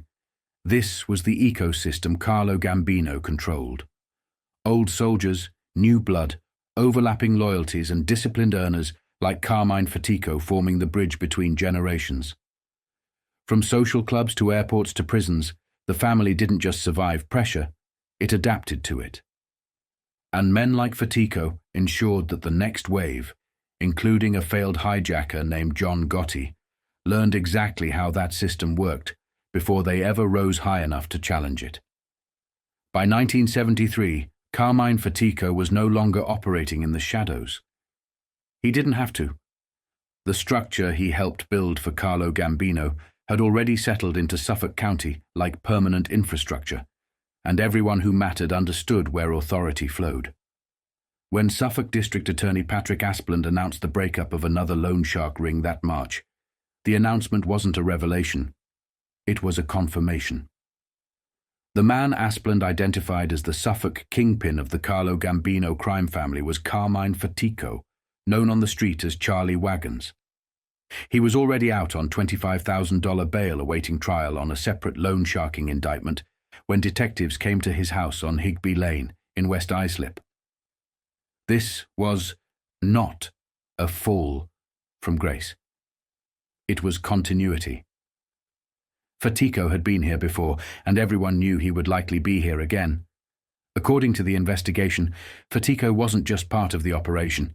He was the money man, the one who decided who operated and who didn't. Without his approval, nothing opened. The ring had been working Western Suffolk, Babylon and Huntington primarily, since early 1972, extending loans in the thousands to small business owners who needed cash fast. Bar owners, men already cornered. The interest rates told the rest of the story, up to, and sometimes exceeding, 260% annually. A $1,000 loan meant $50 a week in interest for as long as even a penny remained unpaid. Fatico wasn't collecting envelopes himself. He didn't need to. That work was delegated. Louis Babe Caputo, already out on bail for gambling charges, was identified as second in command and the man who applied pressure when pressure was required. William O'Gorman, a former bodyguard and chauffeur for a convicted murderer, and Jerry Cowan, Caputo's brother-in-law, handled the weekly collections. It was clean, efficient, and deliberately insulated. The arrests came quickly and quietly. Fatico and O'Gorman were taken at their homes. Cowan was picked up in Huntington. Caputo was arrested in Fort Salonga. All four were indicted by a Suffolk grand jury on 10 counts of criminal usury and 1 count of third-degree conspiracy. If convicted on all charges, each faced up to 41 years in prison. In custody, Fatico listed his occupation as an unemployed cook. No one in the investigation took that seriously. Law enforcement sources described him as the #1 Gambino figure in Suffolk County, the man who ran gambling and loan sharking operations across the region, the man who had once been suspected of trying to take control of the local painters' union, the man whose approval determined whether an operation lived or died. Aspland declined to name the victims. Officially, it was to protect them from threats and intimidation between arrest and trial. Unofficially, everyone understood why silence mattered. Over the previous 4 years, rackets investigations in Suffolk had led to 50 indictments across 13 separate loan shark operations. 15 defendants were already serving prison sentences. The machine kept grinding, but it never disappeared. Fatico's record stretched back to 1930. Bookmaking, assault, grand larceny, decades of arrests that never removed him from circulation for long. By the early 1970s, he was no longer just a capo running a Brooklyn storefront. He was the Gambino family's gatekeeper in Suffolk County, enforcing the same rule he always had: money flowed upward, discipline flowed downward, and nothing moved without permission. This was the mature phase of Carlo Gambino's empire. No chaos, no improvisation. Just men like Carmine Fatico, doing what they had always done, quietly, methodically, and with the confidence that comes from knowing exactly where power lives. By the time Suffolk started putting Carmine Charlie Wagons Fatico's name in print, he wasn't a rumor anymore. He was a fixed point. You could find him the way you find a courthouse or a rail line, by following the traffic that kept showing up around the same addresses, the same clubs, the same faces. The papers described a man who lived like he was under siege and operated like he was never in danger. He had the West Islip House on Hageby Lane, the kind of place that didn't look like a headquarters until night came, and it lit up so hard the detectives compared it to Shea Stadium. 2 German shepherds at the edge of the property. Lookouts posted like it was a military perimeter. Men on rooftops, men spilling out from behind storefronts, men who appeared the second a stranger slowed down or a camera came out. Detectives told the story like it was a punchline, except they weren't laughing. One of them tried taking pictures, and a guy ran out of a candy store yelling that the police were photographing the place. Another time, a team watching him saw Faraco bolt from a club, trapped in the back of a panel truck sweating, lying flat on the floor while 2 burly men slammed the doors and drove off. It wasn't paranoia. It was procedure. And behind that procedure, police said, was an empire that stretched across Queens, Nassau, and Suffolk, loan sharking, hijacking, bookmaking, big enough to feed crews, settle debts, and keep the right people loyal. By then, investigators called him a captain in the Carlo Gambino crime family, and one of the 6 men who controlled illegal gambling on Long Island. He rarely handled the mechanics himself. That was the whole point of rank. He sat back and let the machinery run through others, insulated by distance, buffered by fear, and protected by the simple fact that nobody wanted to be the person who got too close. His headquarters wasn't a mansion or a flashy office. It was a storefront club in Ozone Park, the Bergen Hunt and Fish Social Club. Nondescript from the street, hardened inside like a bunker. A police informer who got inside said the first welcome wasn't a handshake, it was a frisk. He was forced to sit in the outer room like a man waiting for a judge. 3 or 4 card tables, a few chairs, a television bolted to the wall, an espresso pot, orange peels and cups left behind like evidence of men who didn't worry about leaving traces. Then a guarded door, and beyond it a windowless back room with a large round table. That was where the real room began. That was where Faraco sat. At the table, Faraco sits like a don and holds court, one detective said, and he didn't mean it as poetry. He meant it as logistics. People came to him the way they came to the parish priest, the way they came to the guy who could fix something that official life couldn't fix. Money, disputes, pressure, protection, permission. But Faraco didn't let his day get eaten by nobodies. He had a filter. His brother, Danny Wagons, was the wall. Police called Daniel a Gambino soldier, a feared presence, the man who made sure unimportant hoodlums didn't waste Charlie's time looking for favors. Even men who thought they were tough watched how they spoke when Danny was in the room. The club, detectives said, felt like a mirror of another place, Manhattan's Ravenite social club on Mulberry Street, where the ruler was Agnello Della Croce, Faraco's close friend, the underboss the cops called O'Neill, and the newspapers treated like a ghost with a badge number. The same atmosphere, the same discipline, the same idea that the club wasn't recreation, it was government. Back in 1966 at the Ravenite, police had arrested Della Croce, mob advisor Joseph N. Gallo, and other notable figures, calling it a major Cosa Nostra crime meeting. Those arrests didn't stop anything. They just showed who sat together when the doors were closed. Faraco's reputation, even from people paid to watch him, carried a grudging respect. No nonsense. Old school. The kind of man who demanded respect and got it, even from Danny, even from men who were used to taking what they wanted.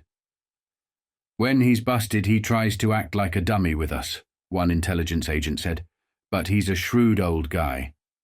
The agent said he counted among his close friends Don Carlo Gambino and Agnello Della Croce. And that wasn't name-dropping. It was the map. What made him more dangerous, the detective said, was that he didn't need to lean on violence first. He preferred diplomacy and strategy when it worked. That's how you hold territory without constant bloodletting.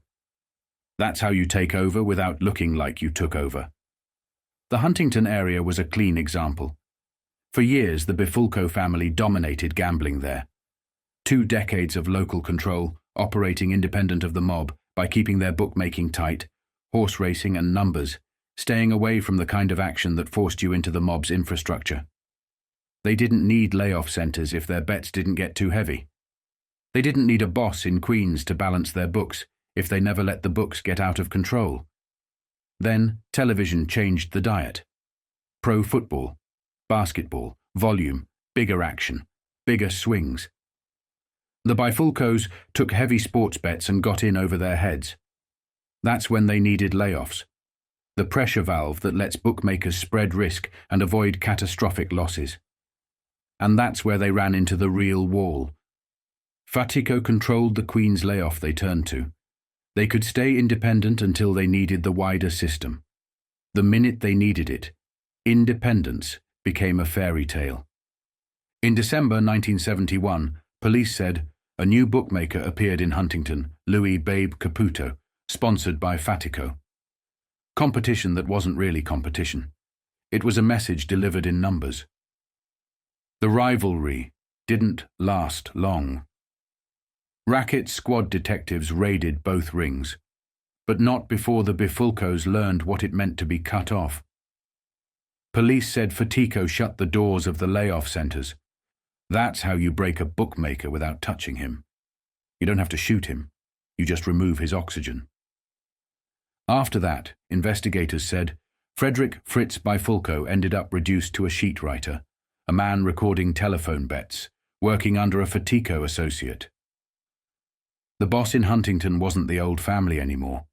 It was Faraco, through nominees, through men who carried his permission like a license. That was the model. Control the infrastructure, then control the neighborhood. Control the money routes, then the personalities don't matter. Loan sharking worked the same way.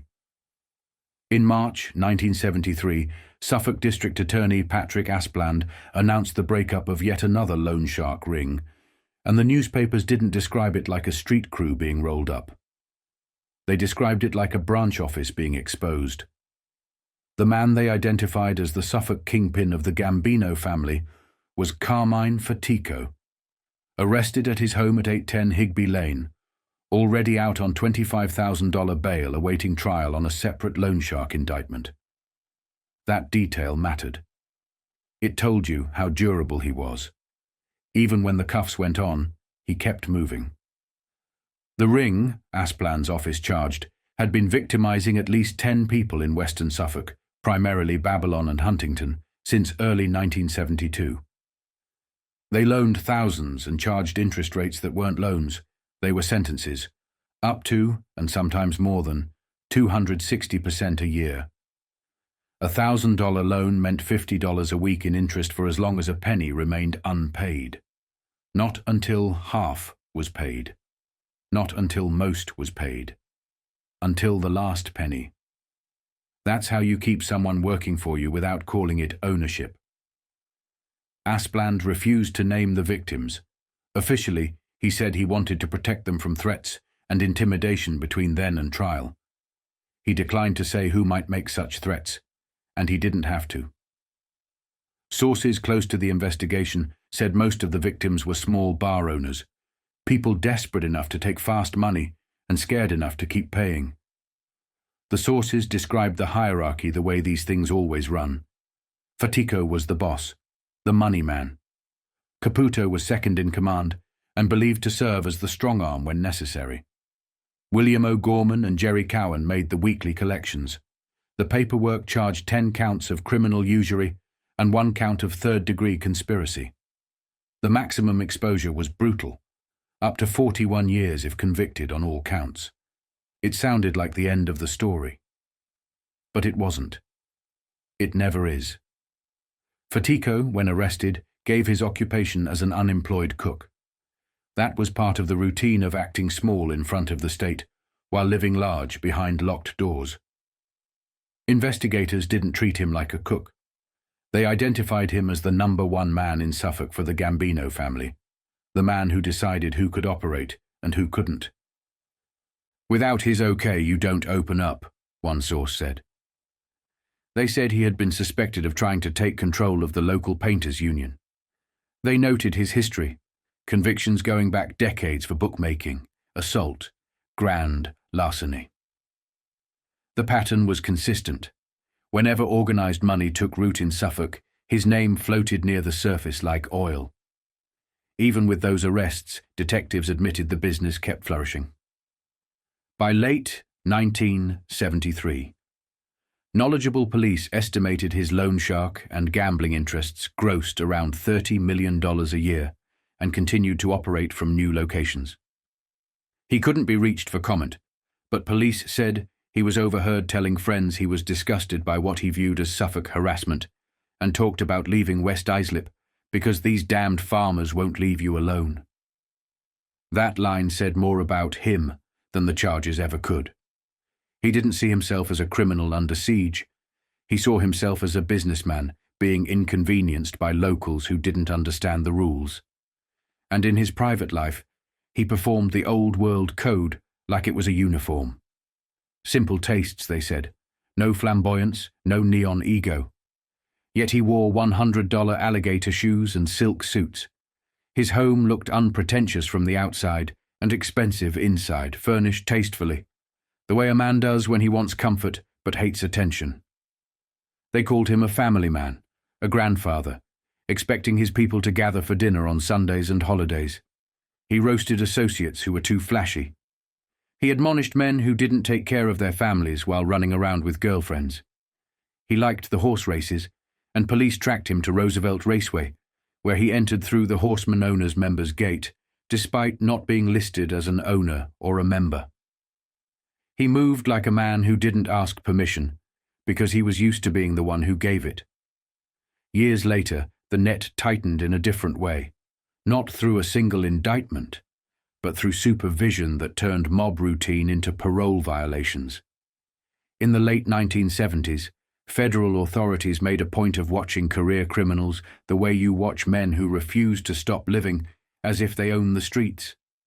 A specialized intensive supervision unit was created in 1977 to monitor organized crime figures on parole or probation, and their power was simple. They could show up anywhere, at any hour, and if you were where you weren't supposed to be, you were back inside. By October 1978, Faraco was sentenced to 5 years probation in a federal conspiracy case. Law enforcement sources said that by the early 1980s, he was a virtual prisoner within his own home. He was barred from visiting the Ozone Park social club that had functioned as his throne room. When probation officers observed him entering it anyway, he was reprimanded and warned he'd be jailed if he violated the ban again. The only criminal he was allowed to see was his brother, Daniel. That detail matters because it shows what the system recognized. Faraco wasn't dangerous because he ran his own hands. He was dangerous because of who gathered around him. Stop the gatherings and you starve the machine. But even that close watch didn't erase what he had already done. Faraco had given John Gotti his start. As a teenager, Gotti ran with Faraco's gang, and, through Faraco, was introduced to Agnello Della Croce, the mentor who would become the spine of Gotti's rise. When Faraco was tied up by investigations, Della Croce named him head of the Bergen gang, and when Gotti went away for cargo theft and hijackings between 1969 and 1972, Newsday reported that Faraco moved the gang's club from East New York to the Ozone Park storefront that would become the epicenter of that crew's next phase. This is how the Gambino family worked at the ground level. One man builds the room, another man builds the next generation inside it. The clubs were classrooms. The older captains didn't need speeches. They needed habits, discipline, secrecy, loyalty, and a sense of hierarchy so natural it felt like weather. Faraco didn't just collect money, he enforced a way of living. In the end, the public record never fully matched the private certainty investigators carried. He was twice indicted on loan sharking charges and never convicted because witnesses contradicted or recanted grand jury testimony. He was convicted later in a hijacking case with his brother in the late 1970s involving stolen furs taken from Kennedy Airport. That case produced something bigger than a sentence. The Faraco hearing, a federal ruling that out-of-court statements by an unidentified informer could be used for sentencing in certain circumstances without violating due process or confrontation. Even in the courtroom, his name became a tool. Another piece of the system reshaped around the kind of man he represented. By 1991, cancer finished what prosecutors and detectives never could. Carmine Fatico died at Good Samaritan Hospital in West Islip at 81, survived by his wife Rose, stepchildren, and grandchildren. His stepdaughter described him simply as a businessman, a great person, loved by his family.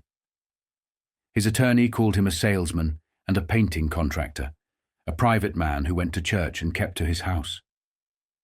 The funeral was held at Our Lady of Lourdes Roman Catholic Church, burial at St. John's Cemetery in Middle Village. And yet the portrait drawn over the years remained consistent because it came from too many angles to dismiss. A 5'4" captain who held court behind guarded doors, protected by a palace guard, anchored to Della Croce, close enough to Gambino that insiders spoke of him as family, not merely crew. A man who took a local gambling kingdom by controlling the layoff centers it needed to survive. A man who turned desperate bar owners into weekly payments with interest rates designed to last forever. A man who lived behind floodlights and dogs and lookouts and still went to the track like he belonged there.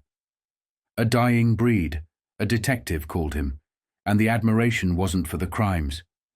It was for the style, polite, disciplined, controlled, the same old-world surface that made the machine look almost reasonable until you did the math and saw what it cost the people underneath it.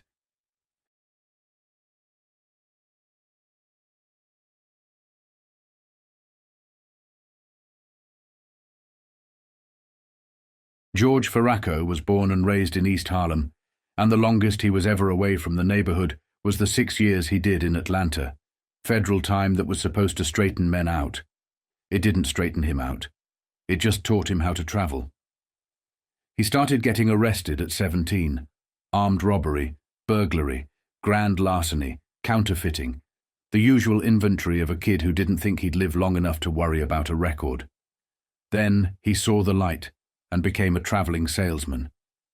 That was the polite version. The real version was that he traveled to Montreal to buy heroin and to places like Detroit, Cleveland, and Chicago to sell it. He did 2 federal narcotics terms, walked out of Atlanta in 1959, went straight back to East Harlem, and stepped right back into the junk business like he'd never left. On the night of May 31st, 1962, around 10 o'clock, Faraco left his apartment at 341 Pleasant Avenue to buy a newspaper at the corner of Pleasant and 116th. He was 40, short, swarthy, thick through the middle, and unarmed, because a 2-time loser can't afford to be caught with a gun.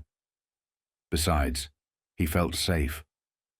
Pleasant Avenue was a white atoll in a dark sea, 9 blocks long, and it sheltered more resident mafiosi than any other street in America. It took care of its own.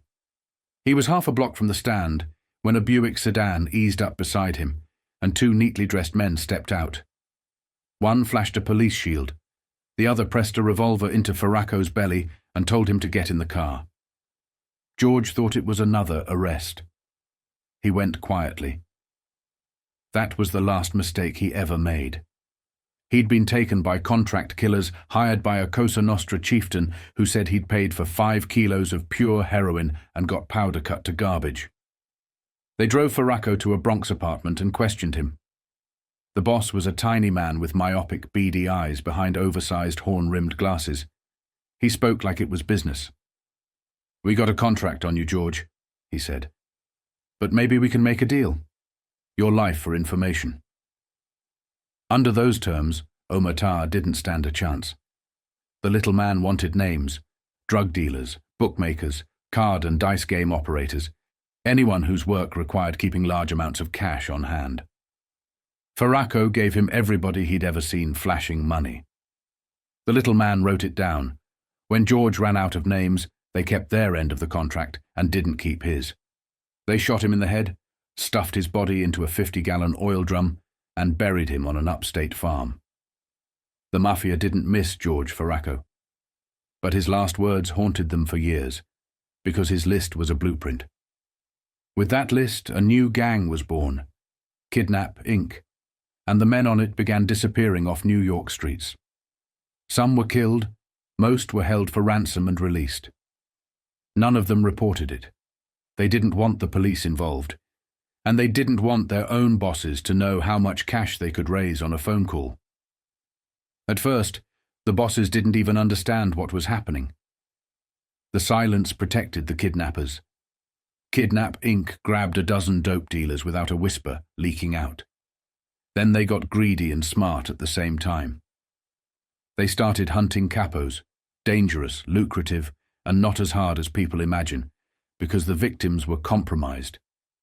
Every capo they snatched had one thing in common: narcotics. They didn't want that publicized. They didn't want a boss asking questions. So they paid and stayed quiet. The Mafia's own caste system made it easier. Bosses confer with bosses. Underbosses and capos talk when they have to.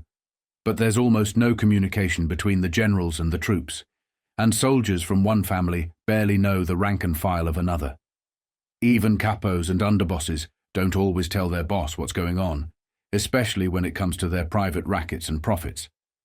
The boss gets a taste, but he rarely knows how much the importers and distributors are really making. That ignorance was Kidnap Inc.'s camouflage. They were also the city's first completely integrated underworld gang. Most were stick-up men who met in prison and decided there was more profit in snatching mafiosi than in heisting candy stores. They used the mix like a weapon. Black and Spanish-speaking gunmen grabbed Italian mobsters. Whites snatched black and Puerto Rican racketeers. Everybody looked wrong for the victim, which meant nobody could describe them cleanly. They went after a rich racketeer the cops called Pizza Jake, a heroin man with pizza parlors in Manhattan and the Bronx as his legitimate front. He lived like a citizen in Pelham Gardens with his wife and young son in a $75,000 home. One mild spring evening in 1966, two men in dark business suits came to the door and flashed badges. Jake let them in because he didn't want the neighbors to see cops at his house. Inside, the badges became pistols. They tied up the family, tore through the house, found jewelry and furs, and kept going because they didn't want trophies. They wanted cash. When Jake didn't produce it, one of them brought up a steel spike and a small sledgehammer from the garage, pressed the spike to the boy's forehead, and made it simple. "We want 50 grand. Get it now or I'll drive this spike through the kid's skull." Jake didn't have 50,000 in the house. He didn't have 500. But he had a business associate. They let him make a call, drove him to the meet, and kept one gunman with the wife and child, and the full 50,000 was paid without a negotiation. Nobody got hurt. Jake never told anyone what happened. He didn't want the world to know how easily he could raise 50 grand. Then they grabbed Frank Angelo, 36, known as Whitey Marsh, another man in the food and junk businesses, another silent partner in a Bronx restaurant, another wholesale heroin operator feeding New York, New Jersey, and New England. Two men with badges picked him up on Pleasant Avenue on June 11, 1966, 3 blocks from where Faraco took his one-way ride 4 years earlier. Whitey thought they were detectives or federal narcotics. They took him to a Bronx tenement, locked him in a basement room, pistol-whipped him, and demanded 60,000. They let him call his partner, Rudy. Rudy could only raise 30. The pickup went down outside a dress shop on Gun Hill Road. The courier weighed the paper bag like it was groceries. "How much is in here?" "Half of it," Rudy said. 30 thou. It's the best I can do." "It's not good enough," the courier said. "We'll tell Whitey you said so long." A week later, Whitey Marsh's handless, headless corpse was pulled from the Hudson in Riverdale. The gang believed he couldn't be identified without a face or fingerprints. The police lab matched body hair from the corpse to hair found in laundry he'd left in his East Harlem apartment. It matched perfectly. By then, rumors were spreading. Several big dope dealers had vanished. Some came back after ransom. Some didn't come back at all. One underworld report said Kidnap Inc. had collected more than $500,000 in ransom money. The cops and the dons believed it. They still didn't know who was doing it. In the spring of 1967, they got their first solid break. The gang tried to snatch Joseph Jojo Manfredi, a Gambino lieutenant big in Harlem dope and gambling. He got away. So the kidnappers settled for one of his men, Mike Luongo, 46, who ran an East Harlem gas station that doubled as a mob hangout. Police listed Luongo as a Gambino soldier. Luongo left home on April 24, 1967, drove 7 blocks to his social club on Pleasant Avenue near 116th Street, played cards, drank wine, talked business, and left around midnight. As he walked to his car, they took him.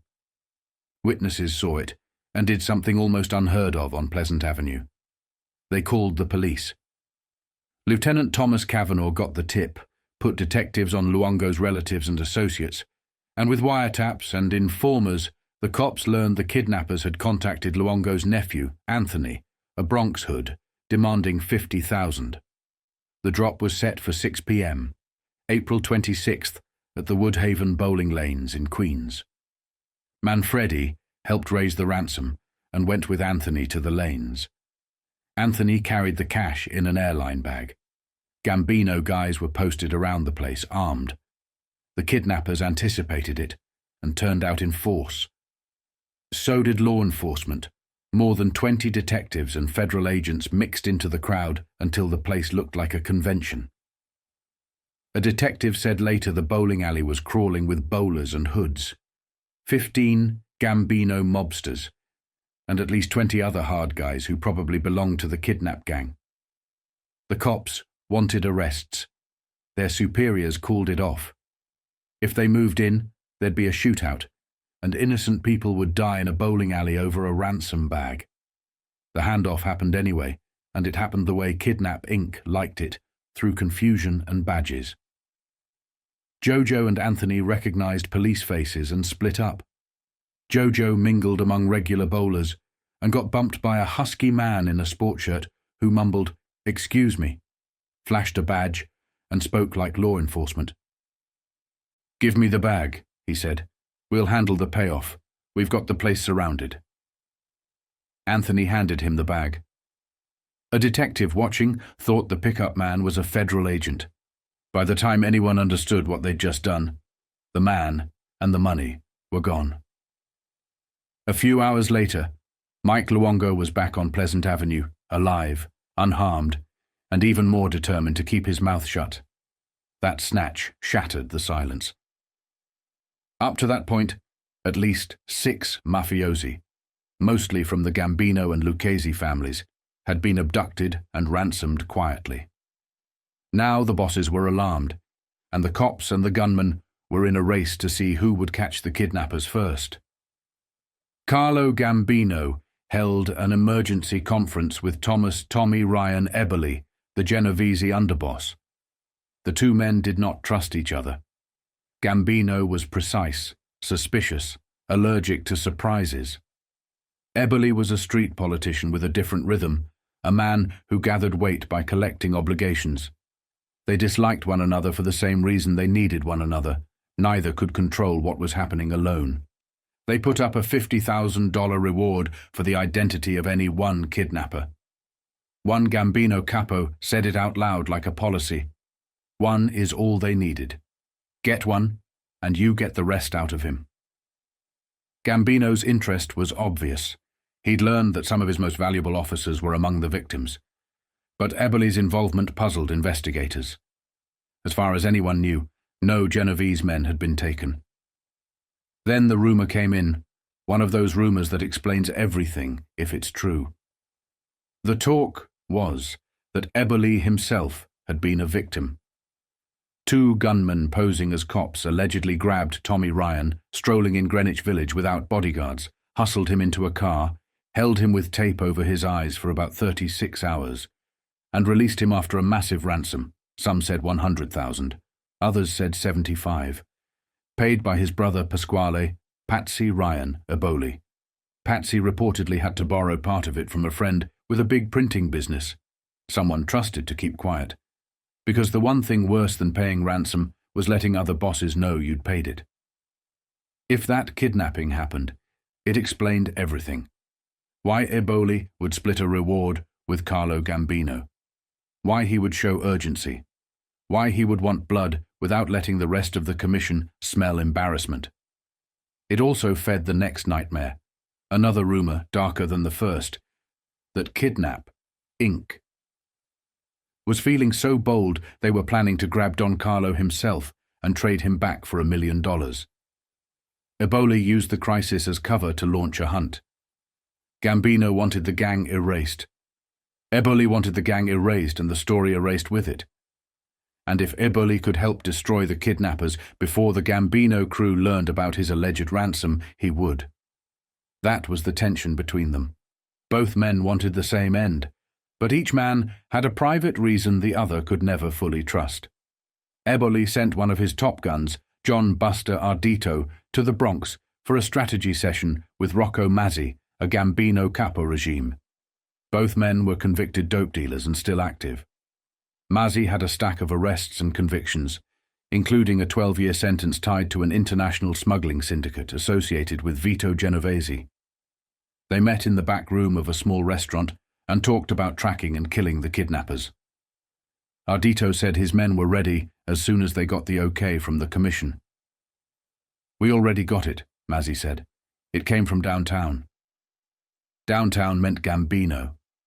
By then, he was running the commission, and he'd authorized a search and destroy mission.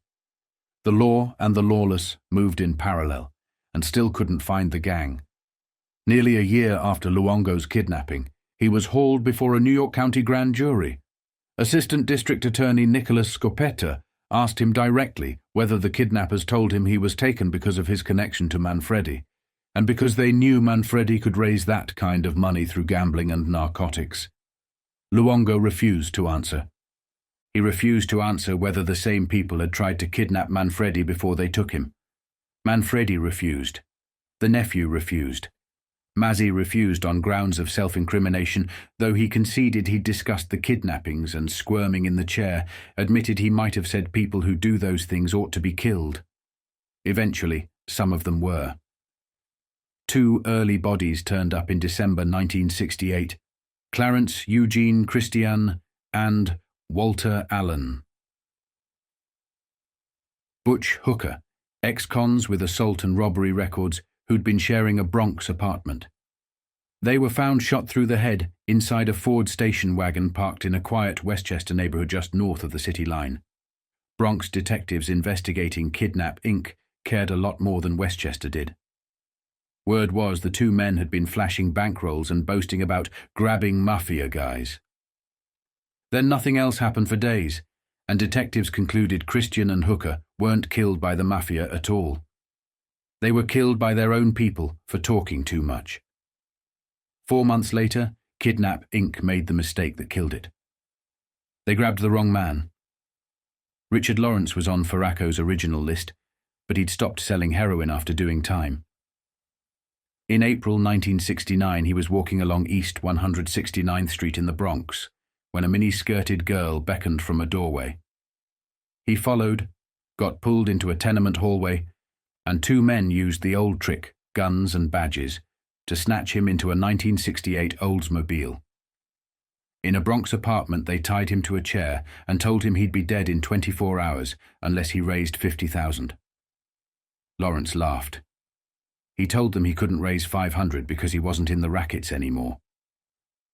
One of the kidnappers, small, dapper, white, made calls and confirmed he was telling the truth.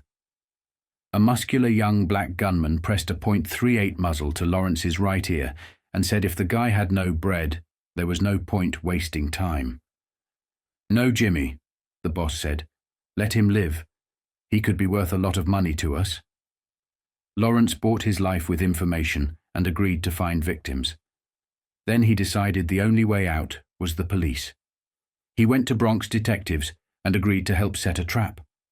He told the kidnappers a West Coast racketeer was coming to New York to sell heroin, and he'd call as soon as the man arrived. Detective Lieutenant Pasquale Pat Intrieri and Detective Delmar Scotty Watson played the racketeer and his bodyguard and checked into the Bronx Whitestone Motel near the Whitestone Bridge on the morning of May 13th. They dressed loud, acted loud, and travelled with a curvy blonde lady cop who turned the motel bar into a spotlight. Intrieri tossed a $100 bill at the bartender and ordered 12-year-old Chivas like he was buying the room. Two men entered the bar around 9, looked around a little too casually, and sat near enough to listen. Intrieri bragged about a big deal without saying narcotics, dropped underworld names, acted drunk. At 9:30, he wobbled up and told Watson to come to the suite to see if they had more customers. The blonde stayed at the bar. The eavesdroppers left. The suite door was left unlocked and slightly open. A dozen detectives in vests with shotguns and rifles waited in rooms on either side and across the hall. No one came. After 15 minutes, Intrieri started the roadblocks. They stepped out the back door, and 3 men grabbed them immediately, pistols pressed into their backs. One yanked Watson's revolver from his waistband. A quick frisk missed the concealed guns inside their pants. They were shoved into a Chevrolet sedan parked near the exit. In the back seat with them was Richard Lawrence, the double agent, the hinge. In the front were the kidnappers, Stanley Emmett Tuttle, 40, a stick-up man with a long record, driving, and Frank Rivetti, 39, assault and robbery time, pistol trained on the detectives. A 1968 Oldsmobile followed them out. Under the Whitestone Bridge, the road curved, and the darkness ahead turned into a wall of light. 6 police cars blocking the road, headlights blasting. Tuttle shouted. Rivetti turned to see what it was.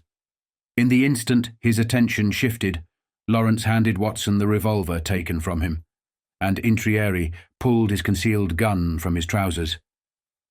"It's a trap!" Tuttle screamed. "Kill them! Kill them!" He floored it and charged the roadblock. Rivetti spun and started shooting. Intrieri and Watson shot him twice in the head, killing him instantly. Tuttle got hit 3 times, head, shoulder, leg, and survived. Police shot out the Chevy's front tires. The car skidded and spun to a stop just short of the barricade. The Oldsmobile stopped 100 feet behind. Inside was Anthony the Shrimp LaSaucer, the founder and boss of Kidnap Inc., a tiny thug with a Napoleon complex who thought he'd driven into a mafia ambush. He swung off the road and down a grassy embankment into a riverfront parking area used as a lover's lane. Couples were there. Then it became a shooting gallery. LaSaucer zigzagged around parked cars, brakes screaming, stopped, jumped out with a pistol, and dove headfirst through an open rear window into a car whose front seat was occupied. He shouted that the mob was after him and demanded a ride. The couple, terrified, drove him over the Whitestone Bridge to Queens, then back into Manhattan over the Triborough, and dropped him at 125th and Lexington. Shaking, they went to police, studied mugshots, and identified LaSaucer. Lawrence confirmed it. When the story hit the papers, the hunt turned into a stampede. Police announced they were looking for LaSaucer, and Gambino gunmen began looking too. LaSaucer realized he couldn't hide now that his face was known. He called Intrieri and offered to surrender. Intrieri and Watson picked him up at a Bronx cemetery, at the same place where the Lindbergh ransom had been paid 37 years earlier. A perfect New York coincidence. The city always keeps its old scars in the same ground. LaSaucer had never belonged to any of the 5 families. He'd done jobs for mafiosi, got mocked for his size, got tossed crumbs, and learned to hate the men who ate at the main table. After prison, He formed his own gang and made the Mafia pay, again and again. He was sentenced to a long term for abducting the cops and placed in maximum security, not to punish him, but to keep him alive. A detective who worked the case said later that Kidnap Inc. was the only gang Carlo Gambino ever feared. And now, he said, it was La Sorsa's turn to be terrified because he knew the mob was determined to get him in or out of prison. The original Kidnap Inc. crew ended up dead or in jail, but their method was too clean to die with them. It was going to be imitated. And it was. 3 years after La Sorsa was put away, another kidnap gang formed for a specific purpose: abduct relatives of top mafiosi and hold them for ransom. Yeah, I've done that. I tell you this because I see a future for you. First, there's something else. My nephew used to say it, not all life, no. The Westies, scum, Irish scum. They blew his face away and they put him back in the car.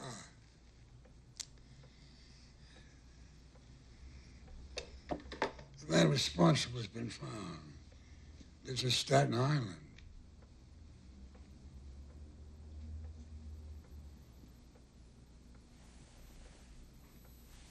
I want you to do this for me. Stop. From this moment, you're under my flag. Grazie, no. I want you to take one of my men with you. Ralph Gaglione. I'll fill Neil in with the details.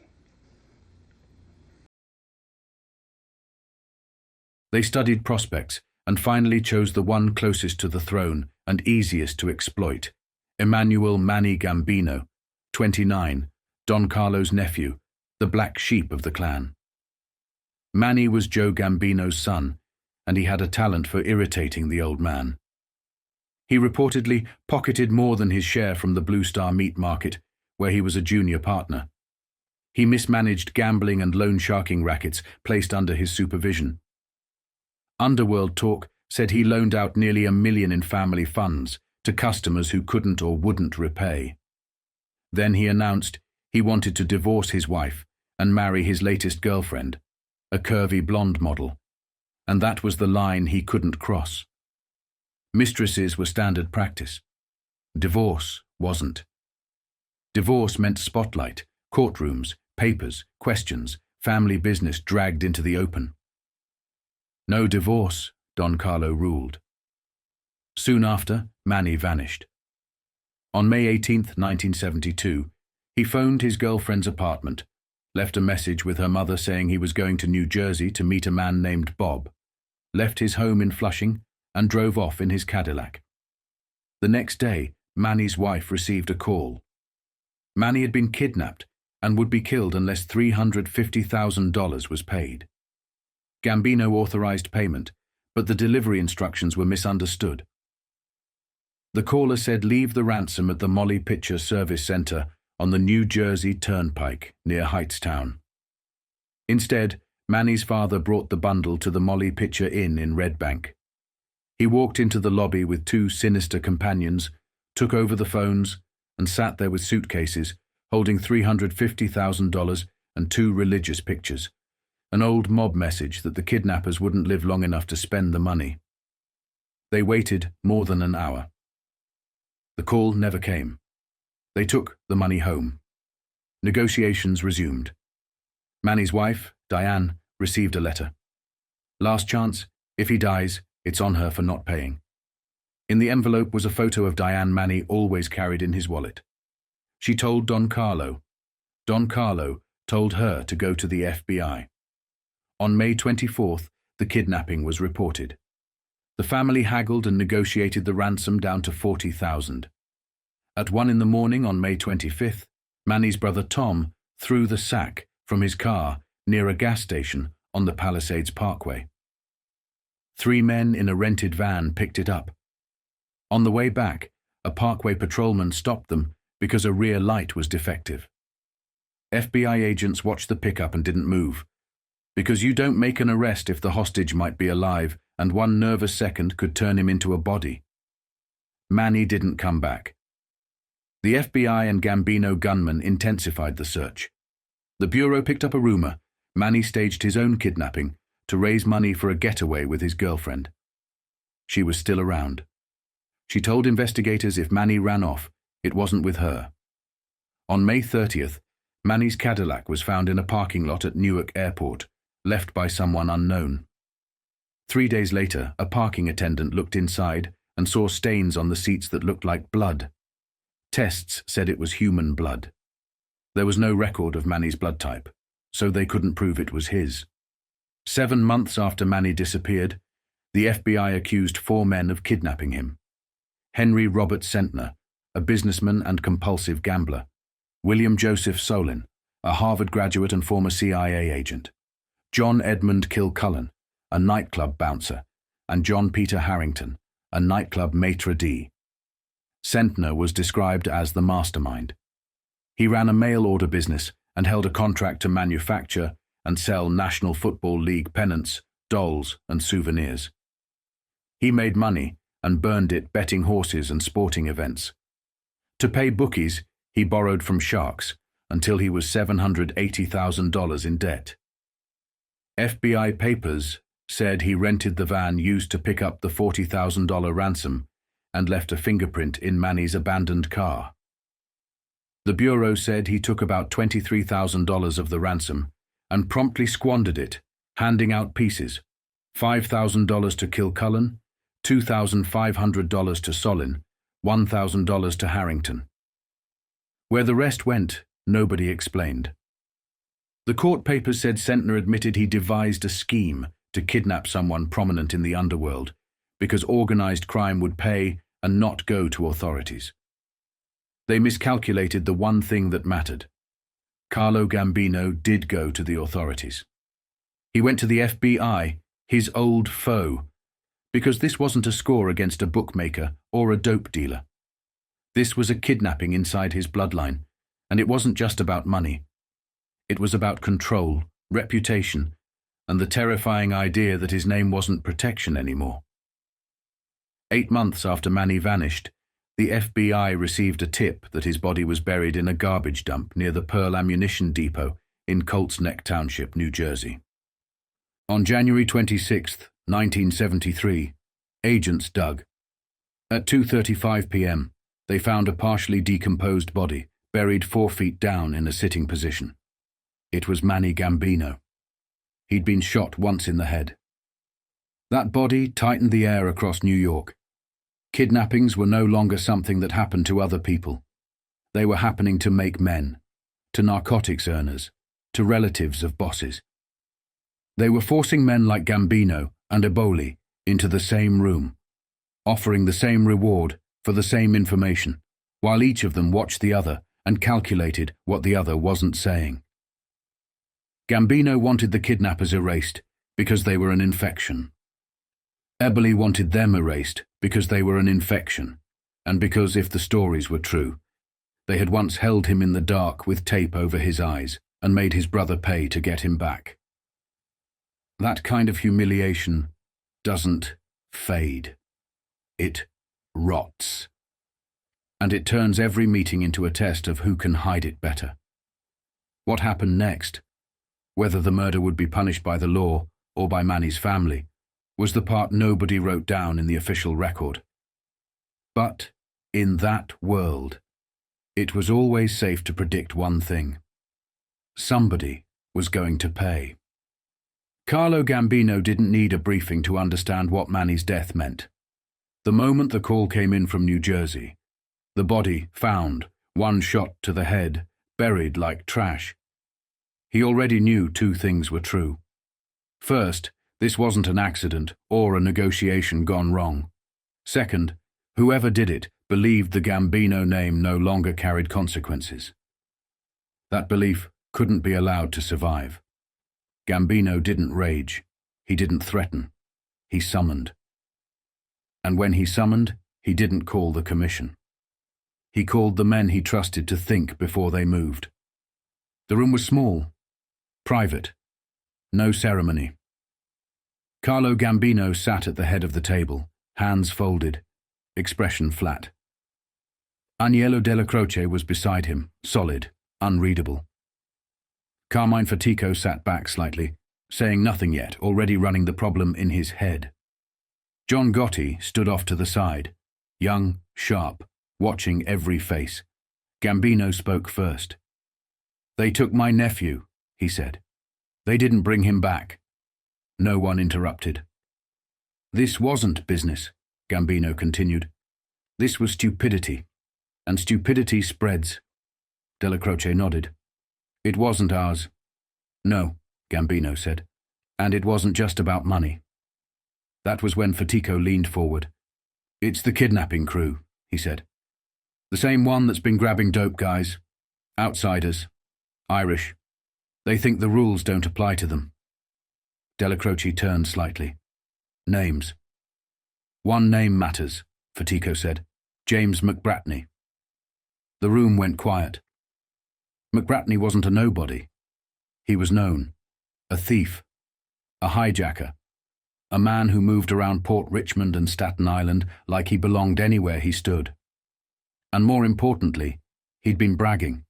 About money. About scores. About how even the Mafia could be made to pay. Gambino looked at Della Croce. "You're sure?" Fatico answered for him. "Enough to act." Gambino's eyes moved to Gotti. "You know where he is," Gambino said. It wasn't a question. Gotti nodded once. "I do." Della Croce studied him. "You do this clean." Gotti didn't smile. "Clean." Gambino finished it. "This ends here." There was no shouting, no vote. The decision was already made before the meeting began. On the night of May 22nd, 1973, James McBratney walked into Snoop's Bar and Grill in Port Richmond like a man who didn't believe anyone was coming for him. He sat on a stool, ordered a drink, relaxed. A few minutes later, 3 men came through the door. One of them pulled a gun. Another produced handcuffs. "You're under arrest," the man with the cuffs said. It was a move McBratney recognized too late. Cops didn't work that way. But the word arrest froze him just long enough. Witnesses would later say the man with the cuffs was John Gotti. McBratney struggled. He tried pulling them toward the back of the bar. A third man fired a shot into the ceiling and ordered everyone against the wall. Panic snapped through the room. Then it was over. 3 shots. McBratney went down on the floor. The shooter was Ralph Gallioni. The 3 men were gone before the sound finished echoing. Later, in courtrooms and headlines, the story would fracture. Lawyers would argue. Prosecutors would circle witnesses. Years later, a former bartender would be dragged back into court and accused of remembering too little or too much. Gotti's lawyer would stand up and shout about harassment. A judge would clear the room. A witness would say she never wanted to testify again, that she'd seen enough death for one lifetime. But the facts didn't change. Gotti and Angelo Ruggiero would plead guilty to reduced charges. Gotti would do time. Gallioni, the man who pulled the trigger, would be found months later in a Brooklyn apartment building hallway, shot 6 times in the head. Nobody would be charged for that. On the street, no explanation was needed. McBratney's death wasn't a message to him. It was a message to everyone who thought kidnappings were leverage instead of suicide. It said that Manny Gambino hadn't been forgotten. It said the family still answered insults the old way. And it said something else, quieter, but more important. That a new generation was being trusted with old decisions. John Gotti didn't plan the kidnapping era. He didn't start it. But when it crossed the wrong line, he was chosen to end it. From that night forward, kidnappers understood something they hadn't before. You could kidnap earners. You could kidnap dealers. You could even kidnap relatives. But if you killed one, if you made it permanent, you didn't negotiate anymore. You disappeared.